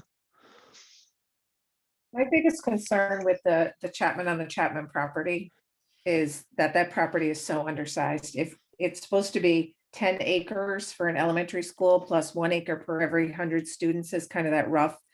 So that would be a 15-acre property, and it's like a 9-acre property. And that means that you have to give up something. You're giving up parking, you're giving up a parent loop, bus loop, you're giving up recess area, like you're giving up something. It's an undersized property. It's too close to Highland, which we know is messing up some of our districting, making kids have to go really far on the bus. It's across from a prison. I really can't support building that bigger school on that small property in that location. Just doesn't make sense. Why would we compound an error by redoing that? I think if we considered looking at a new property for the new Chapman, that might work, but putting this big school on that tiny piece of property that's already too small for the buses and the parents and the parking, it just doesn't make sense to me. Thank you, Kate. So. Go ahead, Matt, go, on the- yeah, on the go ca- back, Chuck. On the capacities, Yep. I'm just going to share the screen so everybody can see that. And this slide here is from Malone McBroom's original capacity analysis back in October. And this is a slide showing those. So they were showing a pre-K to, so that's pre-K, okay, pre-K to 6. My apologies, I thought it was pre-K to 5. Let me keep looking, my apologies, man, let me keep looking here for those. So that, okay, with the pre-K to 6, this is the capacity of the schools. It's saying functional capacity, the actual, they all house pre-K to 6. I'll just reshare this. So they can all house total 2,518 between all of them. Darcy, there is 180 students according to Malone McBroom SLR. You take that out, and with Chapman, Doolittle, Norton, and Highland remaining, I come up with 2,338, which is only about 10 students more than what the enrollment is. So I think the answer is it's tight. It'd have to be looked at a little bit closer. If you left Darcy intact, I think it'd be a matter of, do we need to shift any students around at all? Not really sure. You have to look at the K-5 population and go, does that number, is there any stresses there? But if you take them out, it looks like we're going to be pretty close is the answer. You have to confirm it. Gotcha. So going back to what was in phase 1, we'd have to confirm that you actually could remove Chapman and let the 6 through 8 be its own phase 1 in that case. And then to Kate's point, which we can talk about if either way we proceed with this, is the land that we want to consider for Chapman Elementary School. So go ahead, and we'll just go around and then we can talk about the land a little bit. Yeah, I just am wondering where, how we reconcile those numbers that Rebecca showed us at the beginning of tonight's meeting. I loved how that scenario was evened out among the 4 elementary schools, and it evened them out so that the bigger ones were made a little bit smaller and the smaller ones were made a little bit bigger. And the effect was that it brought all 4 of them, closer to being about the same size. There were some differences, but but I'm having trouble reconciling those numbers with the numbers that were now being showed for these schools. Was that at the end of all the phases that it would work out that way, or? When you say those numbers, what are you referring to? Are you referring to the enrollment projections? Because I believe they match what was in the SLR projection. What Rebecca showed us for the 4 elementary schools in the 2A. Yep. So looking at the enrollments in her 4 elementary schools, she has peak enrollments over the next 8 years of the new Chapman 515, the Doolittle 570, Highland 751, and Norton 463. And then looking at what's on scenario 2A budget sheet, it's the same. Is it the same? It is. Yes, Ah, same numbers. okay.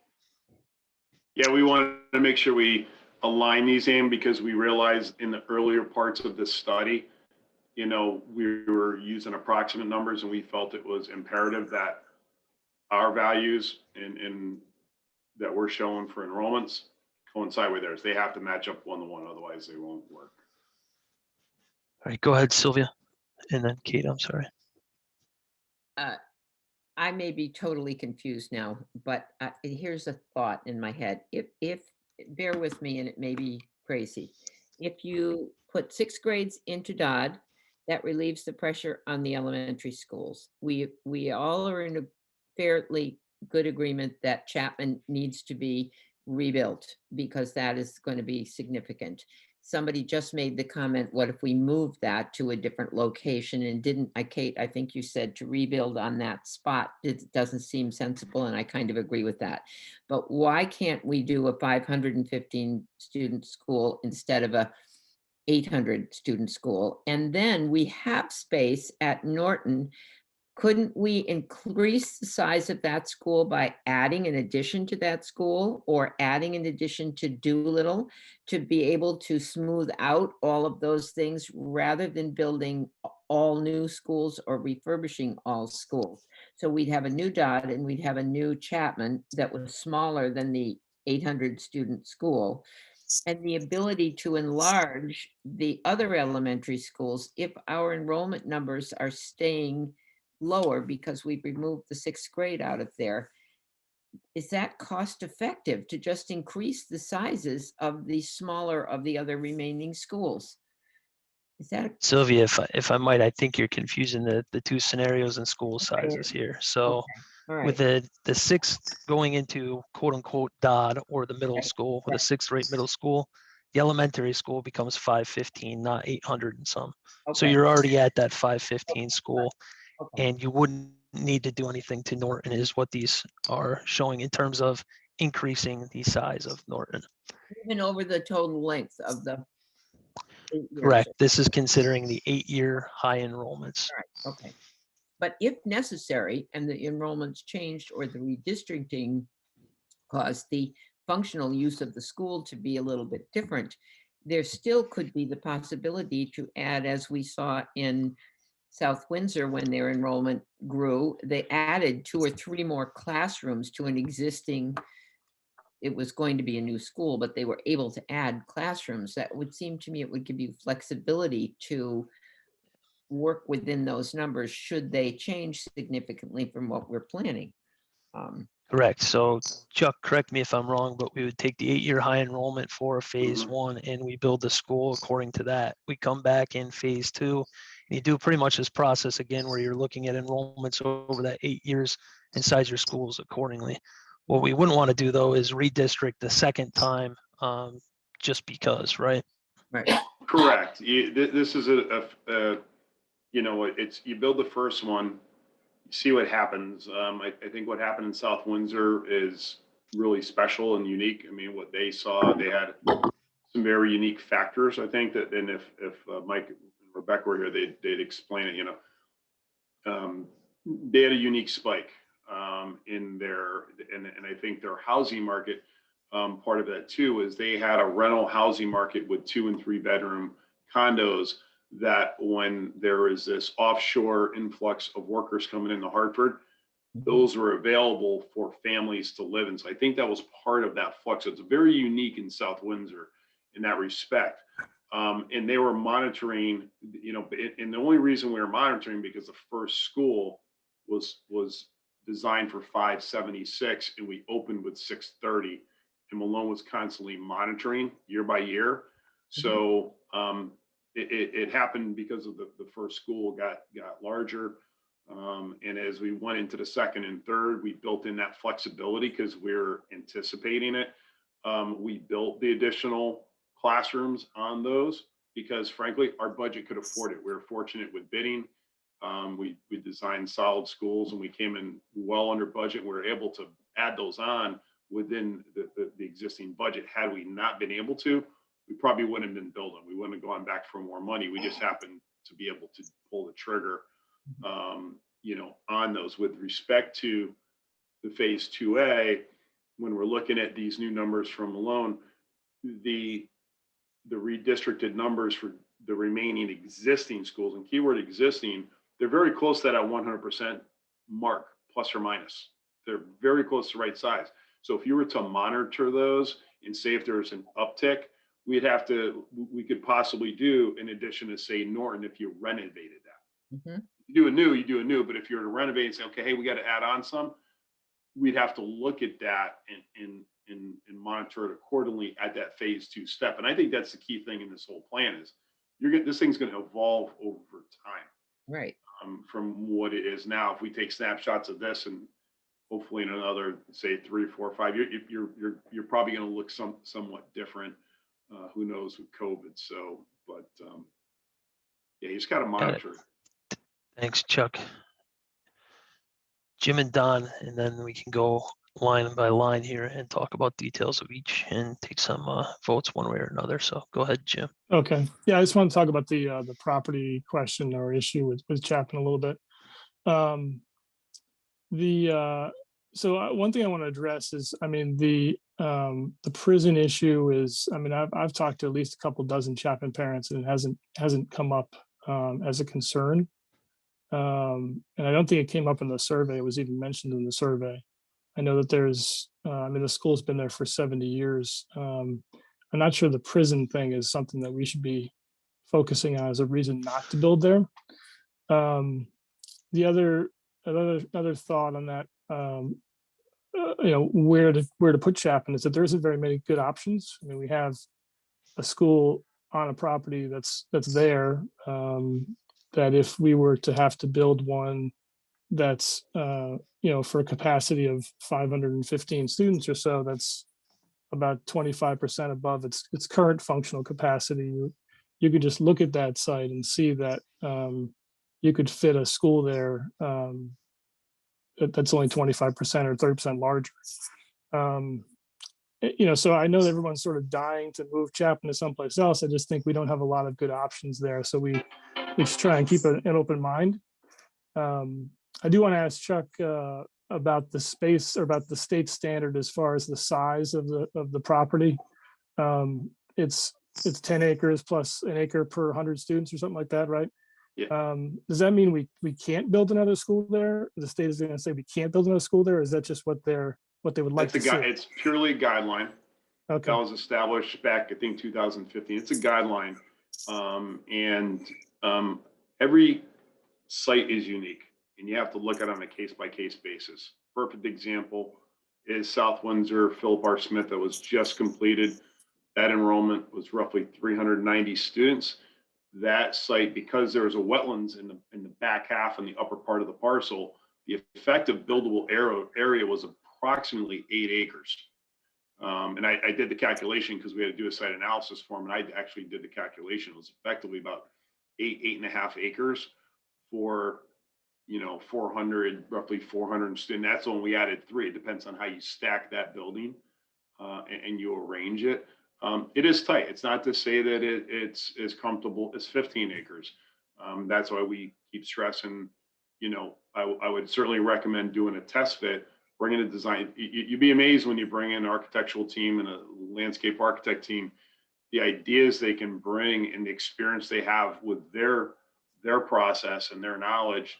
Again, all those other factors aside, I would certainly encourage you, you know, if you like that location, to study it a bit. It's I'm not saying it's not free, but to take a look at it and go, can it work or not? I think it's worth your while to take a look at it. Yeah, I mean, especially because we don't have many good options, you know. So You're we should limited definitely on those. consider, So, yeah. but it is a guideline. That is correct. It's not, the state's not going to say, oh, because you don't have 15, that we're not going to give you, we're not going to help you. They're going to want to see it tested out and make sure it will work. Yeah, right. Okay, thanks.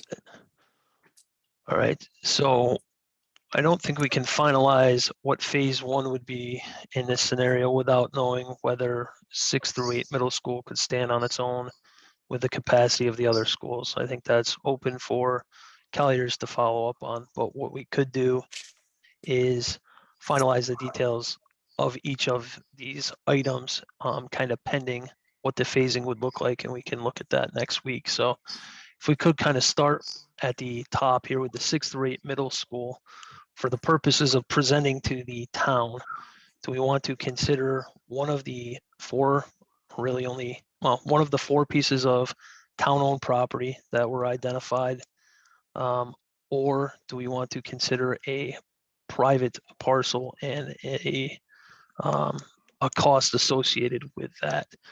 Does anybody have opinion on that one way or the other? Focusing solely on the land piece of this. Go ahead, Ann. I was wondering if we can't do both. I mean, can we not put forth with our proposal a range that it would cost if we used town-owned property, and a range that it would cost if we had to purchase a property? I mean, that's simplistic, but I feel I like like it. at this point, it's what our charge is more about, because we're not going to be the ones that pick whatever site is used. Yes, but knowing the properties, I think what we can say is whether the SMC is in favor or against any of those properties being used for a middle school. And that's kind of where we're at, not necessarily just the cost. So, I mean, we can do anything if we want to assume that the property is either or. We could do that, or we could say it's got to. We want to see it with a private. Go ahead, Matt.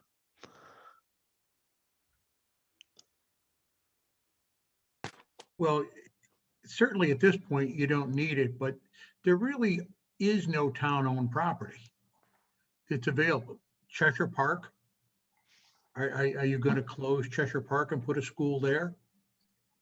You know, what are you going to do with the facilities that are there now? Bartlam Park? Are you going to close parts of Bartlam Park or use Chapman's piece to build a new school?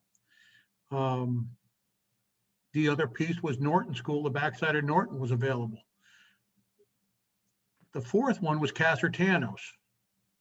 But I believe that the town planner talked to Vin about it, and Vin said that it was a very tight piece of property. And going through things with the town planner, he also mentioned to me that we'd have to budget to move the sewer main that's going through the center of that property to be able to use it. And I've mentioned before that it's, Chuck Warrington, it's at one of the parcels that they had looked at had a ton of wetlands on it. Well, this parcel also has a lot of wetlands on it, and it has a large portion of it is in the 100-year floodplain. And the town had spent a lot of money in purchasing the property around the 10-mile river flood basin, and that's what part of this property, or a good portion of this property, is on. So in my opinion, you really only have 3 parcels, only of which one is really usable, and that's Norton School. Thank you. Thank you, Matt. Yes, that's where we are, is do we want to pursue any of them further? Look at the details of them, infrastructure, suitability, et cetera, or do we want to look at a private piece and just carry that forward? That's what we just have to decide. So, I mean, we can go, like I said, either way with this. It's really up to the committee. So if anybody else has any comments of what you think we should include in our presentation, I mean, Well, go we ahead, should Kate. note. Yeah, sorry. Go ahead, Jim. Oh, you want me to go? Yeah, go ahead. And then Okay. I was just saying that maybe, I'm sure what Matt is saying is correct, but we should probably get some more official word from the town as far as the usability of Casitano. I mean, I saw the maps myself. It does look like the usable portion of that it would be difficult, but it seems like we should get, for the committees, we should get more of an understanding of that, right?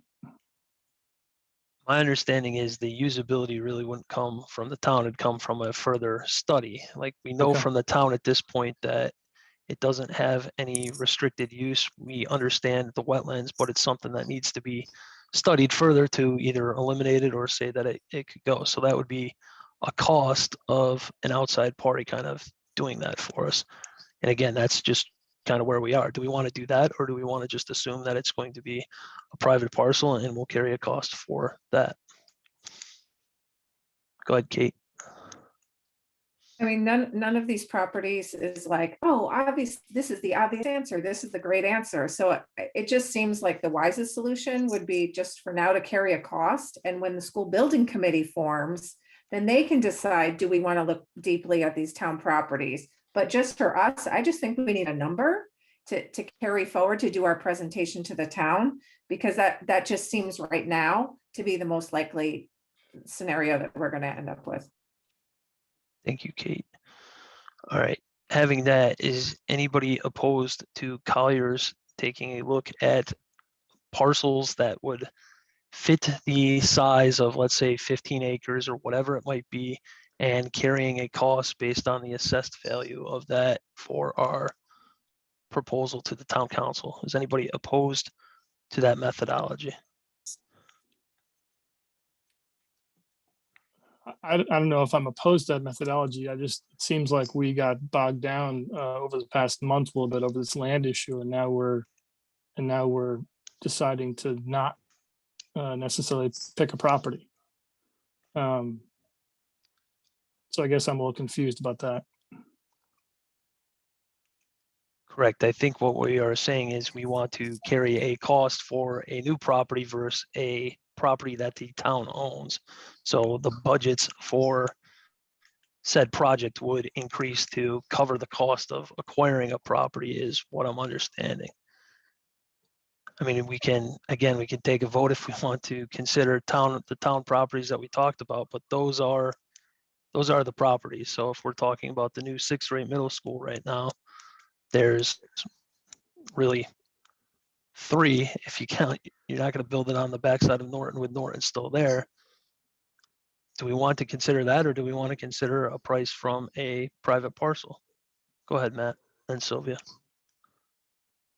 Well, you're talking about 1,000 student middle school. What would the recommended acreage from the state be for that parcel, for that project? Chuck?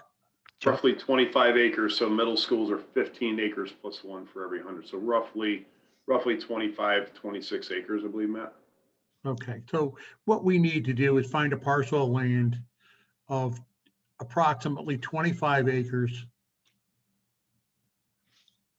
or at least identify a parcel and make a recommendation. I think at this point, it has to be a private piece of property. I don't think we have anything in our repertoire that will fit a 6 through 8 middle school.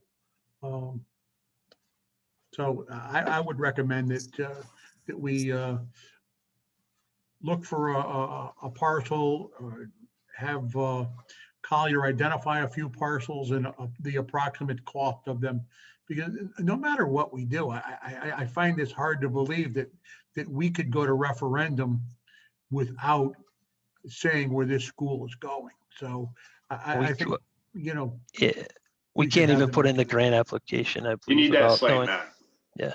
To go to the state, you have to have a site. You can't just go there without a site. They're not going to approve a grant application without a site.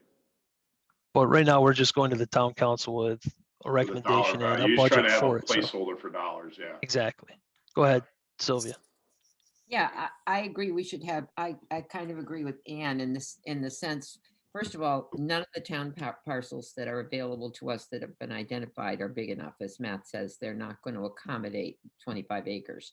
So we just go to, my recommendation is you go to the town and you say, if we use the town property, these are the things that you need to consider, and you make a decision, and you'll find out that none of them are big enough. So if we can't use the town properties, how much is an average cost to buy a 25-acre parcel in this town per acre? So you've got a placeholder number that says it is going to cost us X number of dollars probably for the land, plus some work that you have to do to prepare the property. Use that as a placeholder. The job will be the Board of Education and Town Council to identify the actual site in which the school will be placed. Yep. So that's not our job. But I think if we just say we have these town parcels, you've told us what they are, we need 25 acres. If you guys can fit a school on one of these pieces of property, that's fine. And we don't think that could be the possibility. We're recommending that we price it approximately whatever the dollar figure is for 25 acres.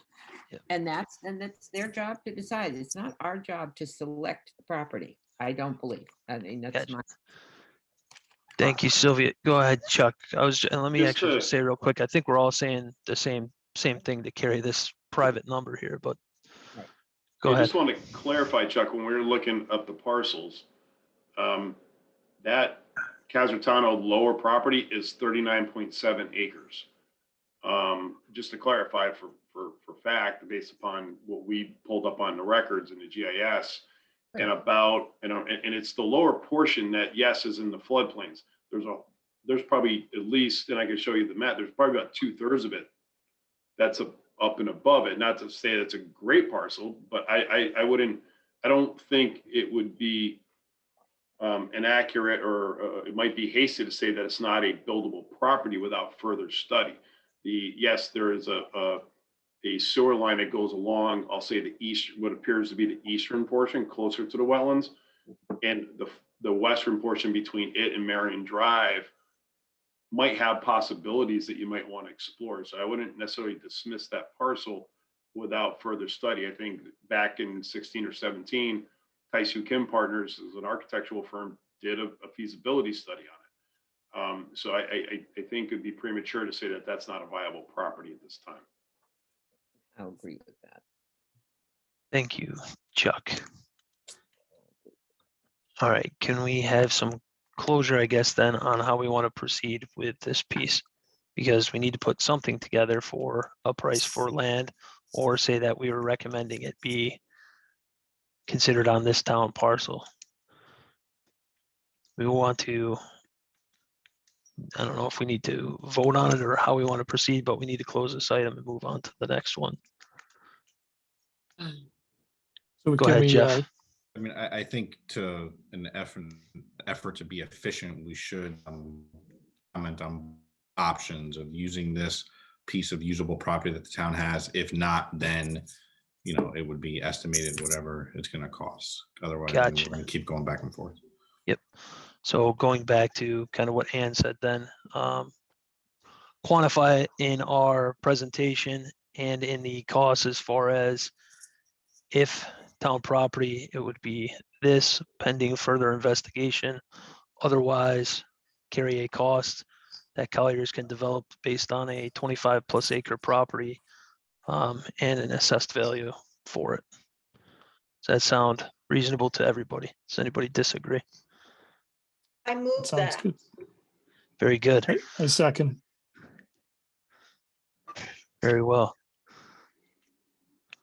All right. On to, go ahead, Matt. Do you Well, you need got to to? have a vote and Yeah. I just realized for that after, my discussion bad. purposes, maybe my information was wrong, but I'd like an answer from Vin as to whether he talked to the town planner about the Casartano piece. Matt, we and committee, back in 2017, when we were looking at the properties, we looked at the Casartano property, which, just to make sure, it's the Marion Road, Jarvis Street property. So there was a test fit that was done by TSKP. There was also a test fit done for Cheshire Park as a property, and you know, the schools did work on a test fit basis. I don't know if that has to be revisited, but you know, the answer to your question, Matt, is yes. You know, we did talk to the town planner about it. And the third property back then that we did a test fit on was the property that was just sold on Weiss and Academy. So those were the three sites that we looked at pretty closely back in 2016, 17. No, I'm talking recently. I know back then you did. Did you recently talk to the town planner when he was vetting these parcels? Very recently. Yeah, Matt, in the documents we sent out last week, there's an email from the town planner through Arnett that says that the 4 parcels that included the Casartano, and it says property may have issues due to approximately 1/3 of it is either wetland or could be affected by configuration of the wetland line, and there's a sanitary sewer, but there's no restriction. So he made comment specifically to that parcel in that documentation. I'm going to ask one more time. Did Vin have a conversation with the town planner in the last couple of weeks about the Casartano Park property? Did you, Yes. yes or no? Yes, okay, thank you. That's all I want. Thank you very much. Okay. I was just trying to give you some more information about the background on that property. Very good. So there is still a motion on the floor then that was seconded to consider both the Casartano property and quantify it with a cost for a private property, if not that. Is there anybody opposed to that for the new 6 through 8 middle school? All in favor of that? Very good. That Unanimous? passes unanimous as well. Thank you. So moving on to the next line item here with Chapman Elementary School and the 515 enrollment.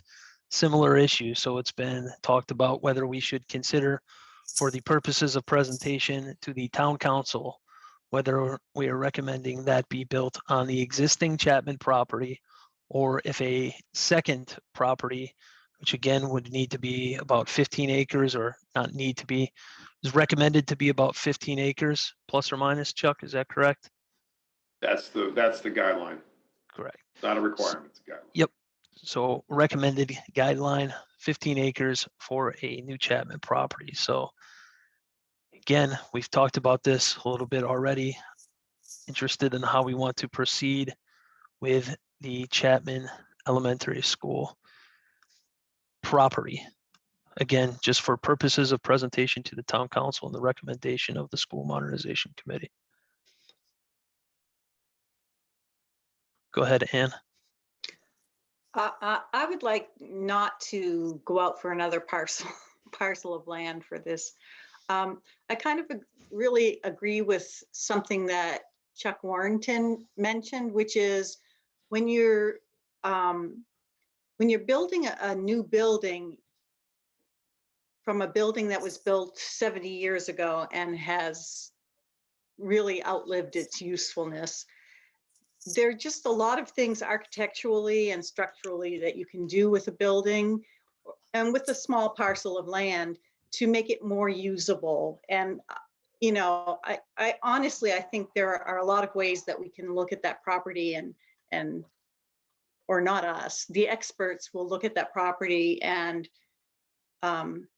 make some recommendations on how we can make that parcel work for a little bit larger school than what we have right now. So that would be my view on the Chapman property. Got it. To clarify, we're not necessarily saying that it can and will be, you know, recommended to be built there. We're saying that we want to do a deeper dive and a test fit of the school on that as the first option. And then, you know, if it doesn't fit, then obviously we'd have to look at another. But as a first option, do we want to look at a test fit of a 515 elementary school on the Chapman property, or do we again want to look at a separate private site? That's where we're at. Go ahead, Jeff. I'm good with it on the Chapman property. Very good. Do we want to go ahead, Kate? Can we approach it the same way we're approaching the other property? Yes, we could do either. I mean, we could say that we want to look at a test fit of it. The problem with that is we need to go out and actually do that. It would be more open-ended than the other, right?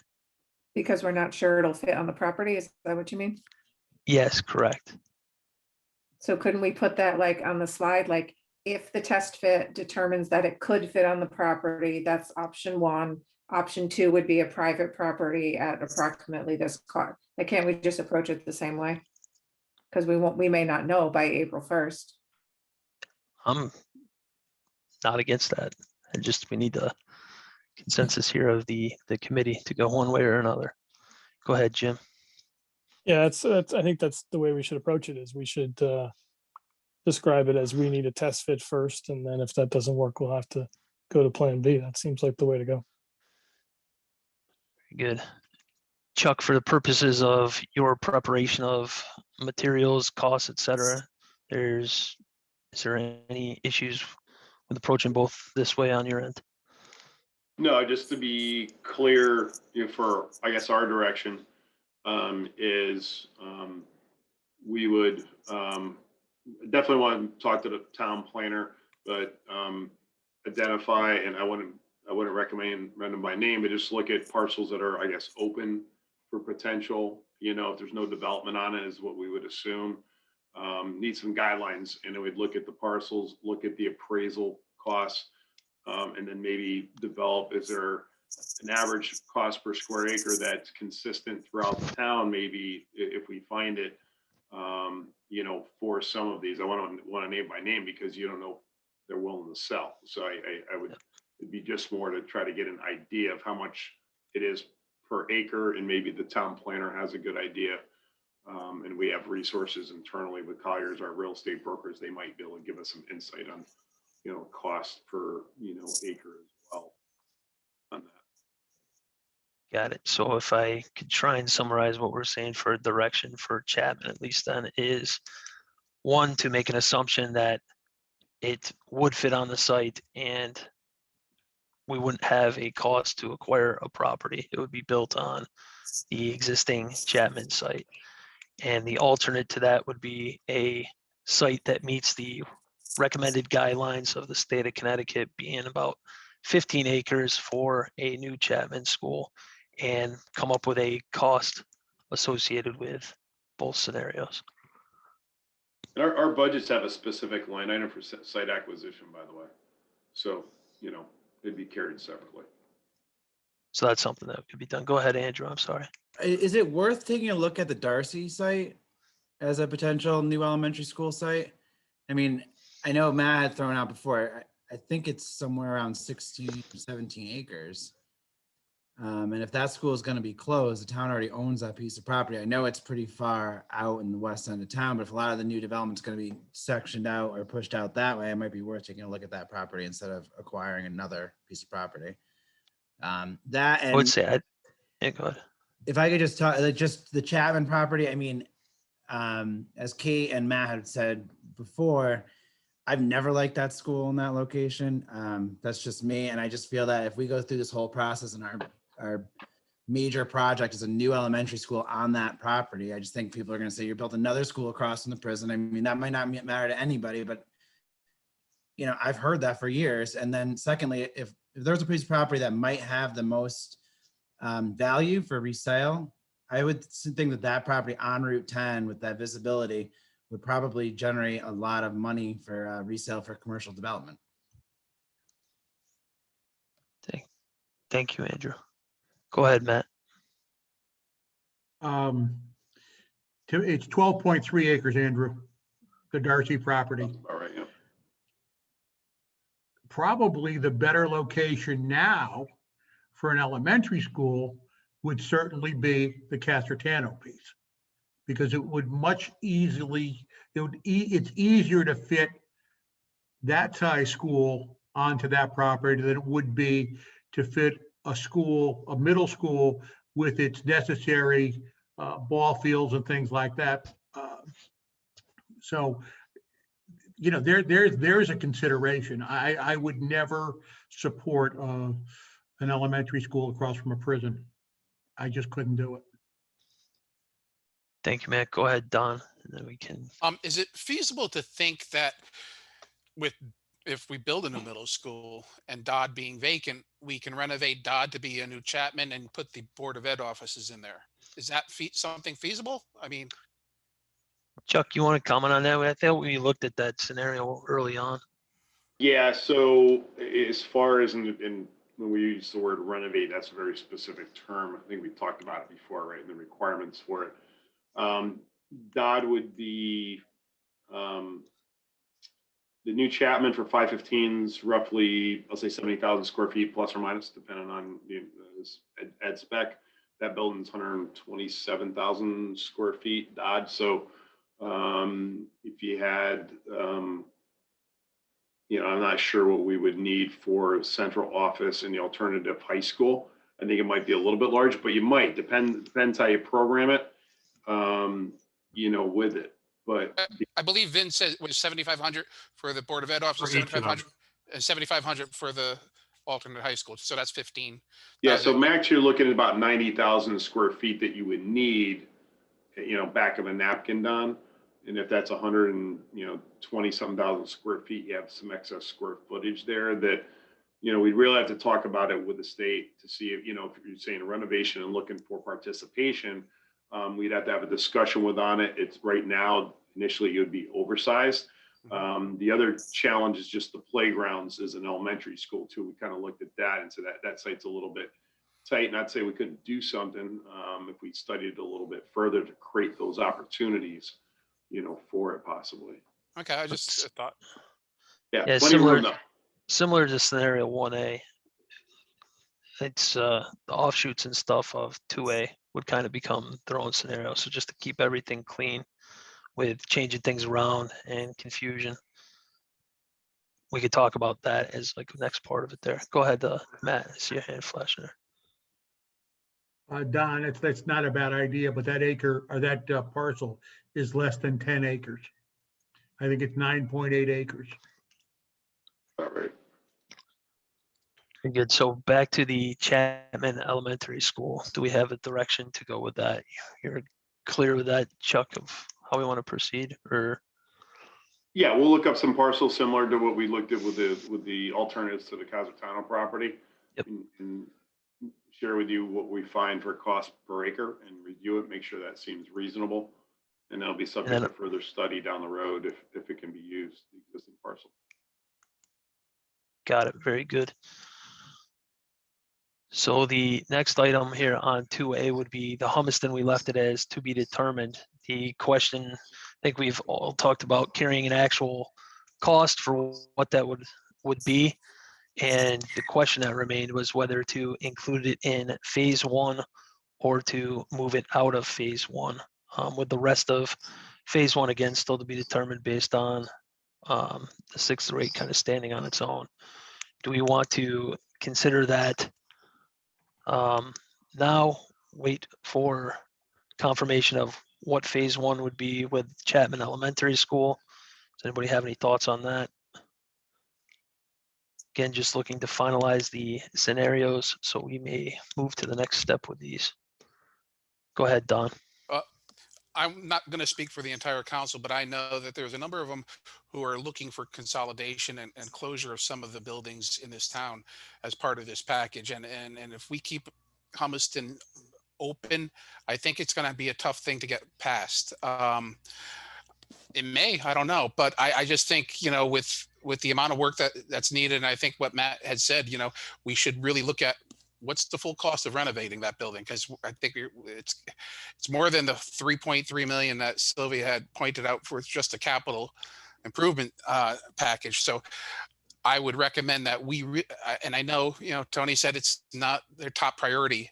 Okay, it might not be their top priority, but I think it's a top priority for me. My opinion, and I think it's something that we really should be looking at.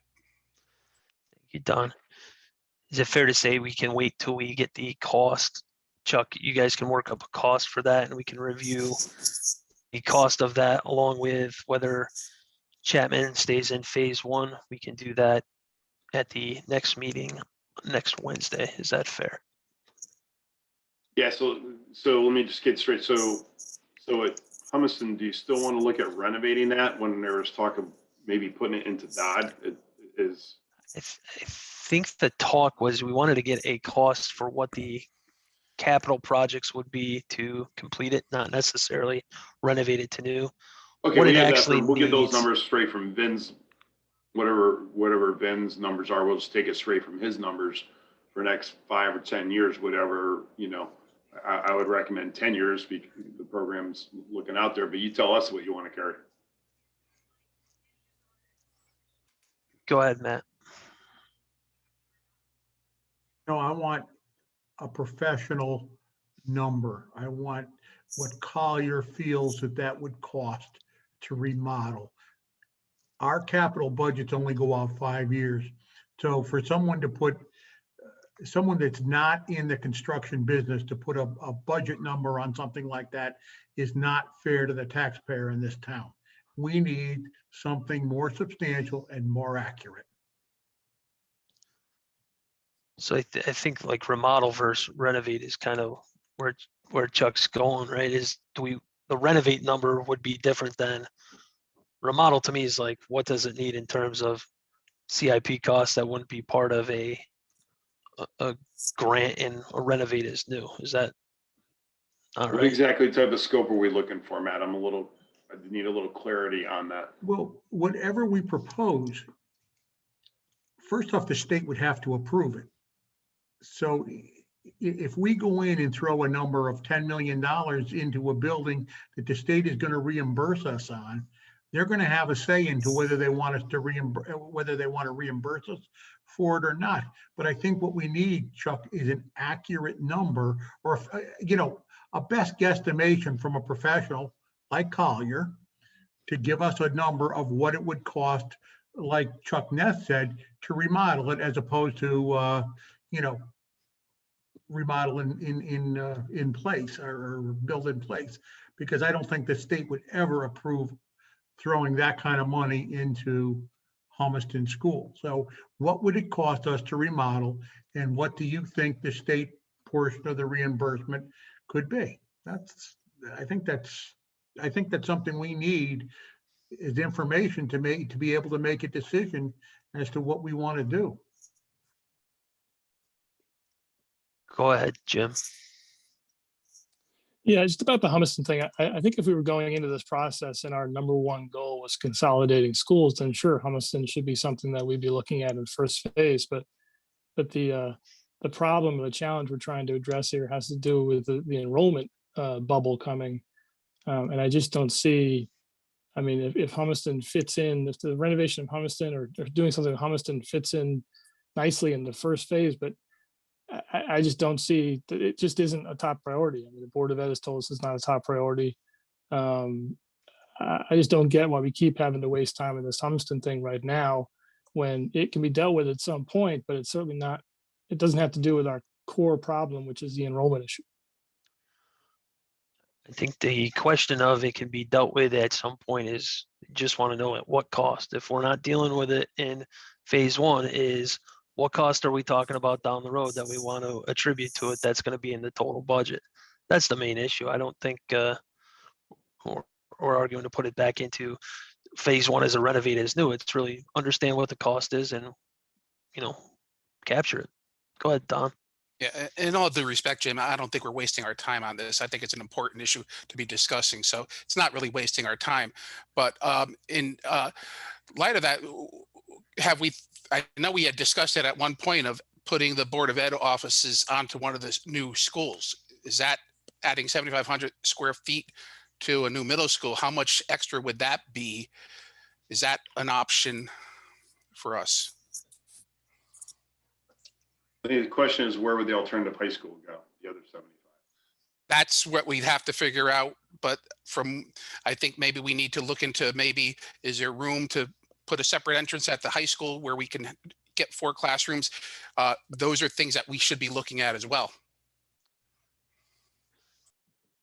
Yeah, I think just looking at where we are, trying to finalize scenarios. I mean, again, we can go either way. The question of what to do with the alternate high school has been the question from day one. Finding the office space for the Board of Ed is, I guess, the easy part, right? So Yeah, we can add on 7,500 square feet to, a budget to, and assign it, central office Board of Ed spaces. I don't think that's, frankly, the huge lift there in a program if you decide you want to do that. But listening to Board of Ed members, the function of the alternative high school, putting them in the existing high school, seems very contradictory from what they're saying, the way that those students learn and teach and react. The way I understand it, they're better off in a separated facility without that larger, I don't know. That's just what I heard earlier. Well, I was just saying with a separate entrance, its own separate area part, that's what we'd have to look at. I'm not saying to mix them in with the regular high school, but you know, I mean, I do know that some of those kids do end up having to go to the high school anyway, so it will save on transportation costs as well. But I think it's something that we really should look at. So if I gotta make a suggestion, Chuck. if Go I'm ahead. not sure I have it. So a couple of things, the Board of Ed, along with superintendent, will decide what the best options are for programming for the alternative high school when we deliberate these options. So, we can talk about entrances and all that. Absolutely. What I suggest is, honestly, this is not going to be addressed in phase one. This committee is not ready to make recommendations for phase one in Humiston. That's perfectly fine. As we said earlier, as Dr. Solon said, and Boris says, yes, once you send them to Humiston, it's not top priority in the overall scheme of things. We have bigger problems to deal with in enrollment. I suggest we move addressing Humiston to maybe phase two of this plan. Because between now and then, it's how things shake out with, if it is a 6th grade in middle school, and we could actually put 7,500 square feet in there for Board of Offices, which I think we planned to do that last time with the other elementary school, or middle school. That helps part of the problem. If a new middle school is built, it frees up that. As someone earlier, it might have been Kate, I think, and I apologize, I've been trying to catch up with some cost data here while everybody's talking. We can renovate Dodd for other purposes. Maybe we all want to do alternative high school there. So I don't think it's a phase one. The Board of Ed doesn't feel it's a phase one thing to resolve. Maybe move to phase two. And I think as Chuck Squared have said time and again, things will change as we move forward down this path. And that might evolve. So I wouldn't rule it completely out. It should be addressed somewhere in these phases. Phase two seems to make the most sense. I think by then we'll know what shakes out from phase one and what our options are. And have more time to find other places for it. That's my opinion. Thank you, Tony. All right, so with Humiston, then as far as a cost, if we're saying it's in phase two and it may go into Dodd at that point, do we need to carry a cost for it because it's going into an existing building? Do we need a number for it? What do we want to do with Humiston? I'm just asking so we can move on with the balance of these and maybe talk about a couple offshoots real quick. Well, it can't go into Dodd alone. I mean, because it's way too big. So that's not an option. So I think if we're going to keep Humiston, we're going to keep Humiston. Yeah, I guess what I was saying is in phase two, if you're moving it into a phase two, it would be combined with the, Dodd is empty at that point, and it would be combined with one of the elementary renovations. Is what we talked about in the past. Do we want to just consider that? And if you never got to phase two, the problem is it's still stuck in phase one, and there should be a cost associated with it. That's the crux of the problem here. Go ahead, Matt. Yeah, Chuck, that's exactly what I was going to say. I just want a professional opinion as the cost that we need to carry for this school, whether it be phase 1, 2, 3, or phase 10. But there's got to be some sort of number.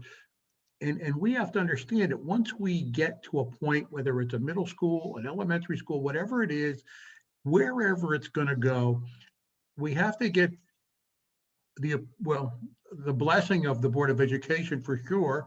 And then it's got to go to the town council and they have to, take a look at it and say the town can afford it or can't afford it. And I think, Don has hit it right on the head where they're looking for consolidation. And if we're not giving them some sort of at least hope for consolidation in the future, I don't see where this is going. And the problem's going to be is once we get to a number, and I guess the numbers will be coming next once we get the scenarios down, is what the cost is going to be to the taxpayer. And once we do something like this, the future of this town, the town hall hasn't been touched in 30 years. There's many other buildings and many other programs that we have to consider that once we get ourselves to a position of what we're going to need to do these schools, are we going to have the ability to do anything else in the town for the next 20 years? So yeah, Chuck, in the long and short of it, yeah, I just want a number so that we have we can make an informed decision as to what we want to do. Thank you, Matt. All right, in the interest of time here and to avoid beating this to death without getting farther, we have follow-up on Chapman Elementary School for next week anyhow, as far as whether that can be in phase one or can not be in phase one, let's say, and have this scenario still function in terms of capacity. Between now and that meeting, we need to talk amongst ourselves and figure out what we want to do with Hummiston in this scenario. Because if we're not going to put it into, we got to carry a number for it somewhere. So if we can think about this over the next week, come back when we talk about it here next week. It's got to be put somewhere with a number, whether it's phase one. If we want to say it's in phase two, the problem is it's dependent on the other stuff. So think about that, the alternate high school, and kind of where we want to go from there. Very good. Any other comments on scenario 2A? Excellent. Jumping back to what we had discussed earlier, we had discussed a couple of offshoots as far as a scenario, what would be scenario 6, which would include, I believe, from summary of conversation here, maybe 2 elementary schools equal sized in the 600 to 700 range in phase 1, and then kind of continuing with what was left with of scenario 1A there through the rest. Is that something that this committee would like to pursue? Meaning we would have SLR work up similar enrollment projections to what they had just done for scenario 1A and 2A. They would do that for scenario 6. Colliers would come back with a high-low budget for the scenario that kind of fits that. Again, it would be the 2 equal-sized elementary schools in phase 1, and then kind of stepping through the rest of the phases similar to scenario 1A. Kate, I know you had talked about that earlier. Go ahead. So the other things we had talked about with that one, we're removing Highland as a reno. So I want to make sure that we get that in there.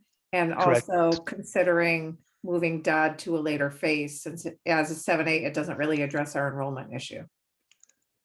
Yeah, look, I'll just go through the phase so there's no confusion there. So phase 1 would be 2 new elementary schools, approximately 600 in size. Closing Darcy and moving the pre-K from Darcy into Highland. The kindergarten would be distributed from there. Second phase would be the Highland CIP, and these may be in any order, so forgive me. Doolittle renovation, a Dodd renovation at some point, and then the high school renovation, and the similar questions that we will answer next week regarding Hummiston. Go ahead, sorry, did I miss something, Kate? There was just one more thing, that if we did the new Norton on the Norton property, would that make the front Norton available as swing space when we renovate the other elementary schools? That'd be a question for Chuck. I don't know how you want to look at that. Yeah, I think depending on the size of that, Kate, and how that site lays out, I think my hunch would probably be, and I think anybody else would guess, you'd probably be looking at for parking and vehicular circulation at that front building, depending how it lays out, you know, in the back part. It's a pretty big parcel in the back, so we might be surprised when you look at it on a map. It doesn't look as big as when you actually put a test fit on it. Might be able to, so we could look into that and see how it works. Thank you. Thank you, Chuck. Thank you, Kate. Any other comments, I guess, on this scenario 6? Do we want to make a motion for Colliers to pursue this or otherwise? So moved. Second. Thank you, Rich. Thank you, Kate. All in favor of Colliers looking at a scenario 6, which would include 2 elementary schools in the first phase phase 2 being a Doolittle renovation, a Highland CIP. Darcy would be taken offline. Dodd renovation, and then a high school renovation. Is there any discussion to that? Don't forget SLR, the projections. Yes, and SLR would perform similar enrollment projections to support that scenario. Chuck, that'll take about 2 weeks, by the way. Okay. That's all from SLR. All right. Any discussion? Very good. All in favor of pursuing that scenario? 1, 2, 3, 4, 5, 6, 7, 8, 9. I see 11. Opposed? 1. All right, the motion passes 11-1 to pursue scenario quote unquote 6. Chuck, who opposed that, please? The opposition was Ann Harrigan. Thank you. You're welcome. All right, very good. That brings us to the end of agenda item number 6. Quickly to number 7 regarding the deliverable to the town council. So last week we had looked at a draft outline of the presentation to the town. The intent here was to formalize that this evening and kind of hand it off to Colliers, who would start to compile a draft for the next meeting. Is there any comments additional to the table of contents? John, I don't know if you're still here, or Chuck, can you share that? I don't have it up. I'm here and I can share that. Oh, sorry, I missed you amongst the crowd here. No problem. I'm in hiding. So I don't believe this has changed from last week. I don't know if anybody had any thoughts as far as the table of contents, if we're good as is to at least start the draft of this, and then we can obviously have comments on this next week. Very good. I don't see any. Quickly looking through. Please speak up if you're opposed to pursuing this table of contents. Very good. All right, seeing no comment, that's good, John, thank you. Moving on to item number 8 in regard to discussion regarding future communications. So a couple of items here, we talked at our last meeting, kind of what happens following the SMC and communications. So first, in regards to the communications subcommittee, I spoke with Kate O'Donnell. She's requested to be removed from the subcommittee. So at this time, we're not going to name a replacement on the subcommittee. Kind of looking at it big picture in regards to where we're at with the timeline of the project and only having 3 weeks until this presentation to the town council, I would suggest that the subcommittee meetings, there really not be any other subcommittee meetings, and any issues regarding communications or otherwise be handled here at the full committee meetings going forward. You know, the thought being anything at the subcommittee kind of comes back to the full committee, and given the agendas and the timeline, it doesn't seem to jive going forward. Is there anybody got any comment on the subcommittees? Well, subcommittee, really, communications subcommittee.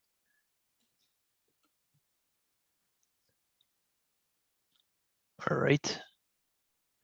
And then finally, in regards to the discussion last week, as far as what happens to the accounts that we've established, social media accounts, and then also information that we've gathered from the communications subcommittee.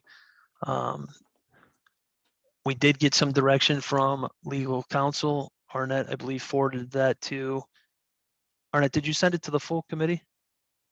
for, The, Rich um, Dawn sent that out to the full committee.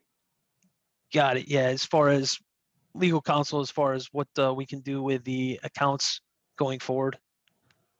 And essentially once the SMC Mhm. reaches its effective end date, which, is to be determined by the town council, those accounts really are also ended at that point. And then also using any information that we've kind of gathered from the communications subcommittee, that's really can only be used by the town council once the SMC is closed up. Is that correct? yes, I tried to roughly summarize that for you. I hope that that was worked. excellent job. All right. Is there any other further comment regarding communications subcommittee? Anything related to that?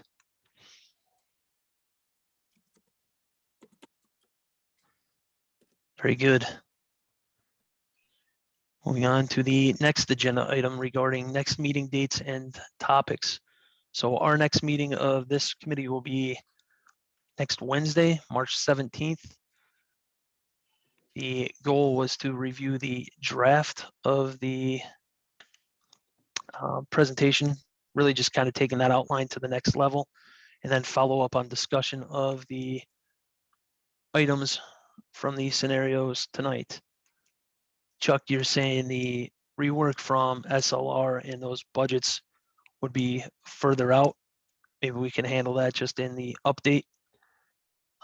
Just send an email with the information. Yep. So we can talk about what to do with that going forward. Next week, there's also, or I'm sorry, on Thursday, there's a meeting with OSCGNR. That is still on, Chuck, correct? Yep, this Thursday morning, yep. Very good. So again, attending that will be myself, Sylvia, Colliers, SLR, and then Jeff Solon and Vin Masiana. And then finally, Tony, you made mention there is a Board of Ed meeting on Thursday where you will discuss the SMC scenarios. Anything to touch on or share there?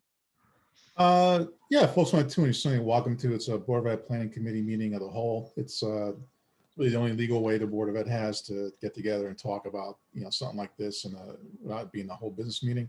So that's going to be led by Andrew, who's our chair of planning. And the goal there is to go through the scenarios we talked about, even scenario 6 that came up tonight, and get more detail on that. Go through all the enrollment data, more detail, really look at it from an educational spec point of view that the board needs to do. Get feedback from Jeff on some things, but it's really just a chance for us to continue our discussions that we've been having during our regular meetings and see what shakes out of it. So I think we invited you, Chuck, and I think we invited Chuck Warrington in case there's any questions. I'm sure there will be. Chuck and Chuck. Chuck's Go ahead, good. Ann. Yeah, I just wanted to add that there were comments made at our last board meeting. I guess what's today?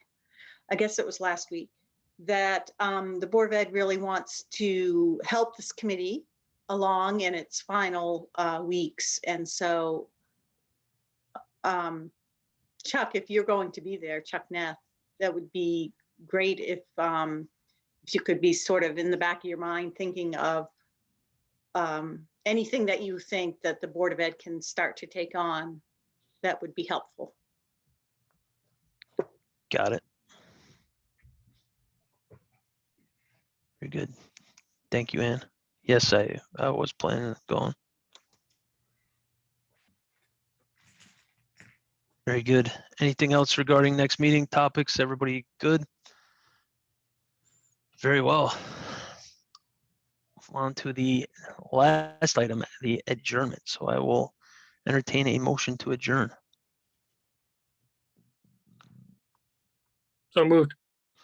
Thank you, Second. Jim. Seconded by Kate. Very good. The meeting is adjourned. Thank you, everybody.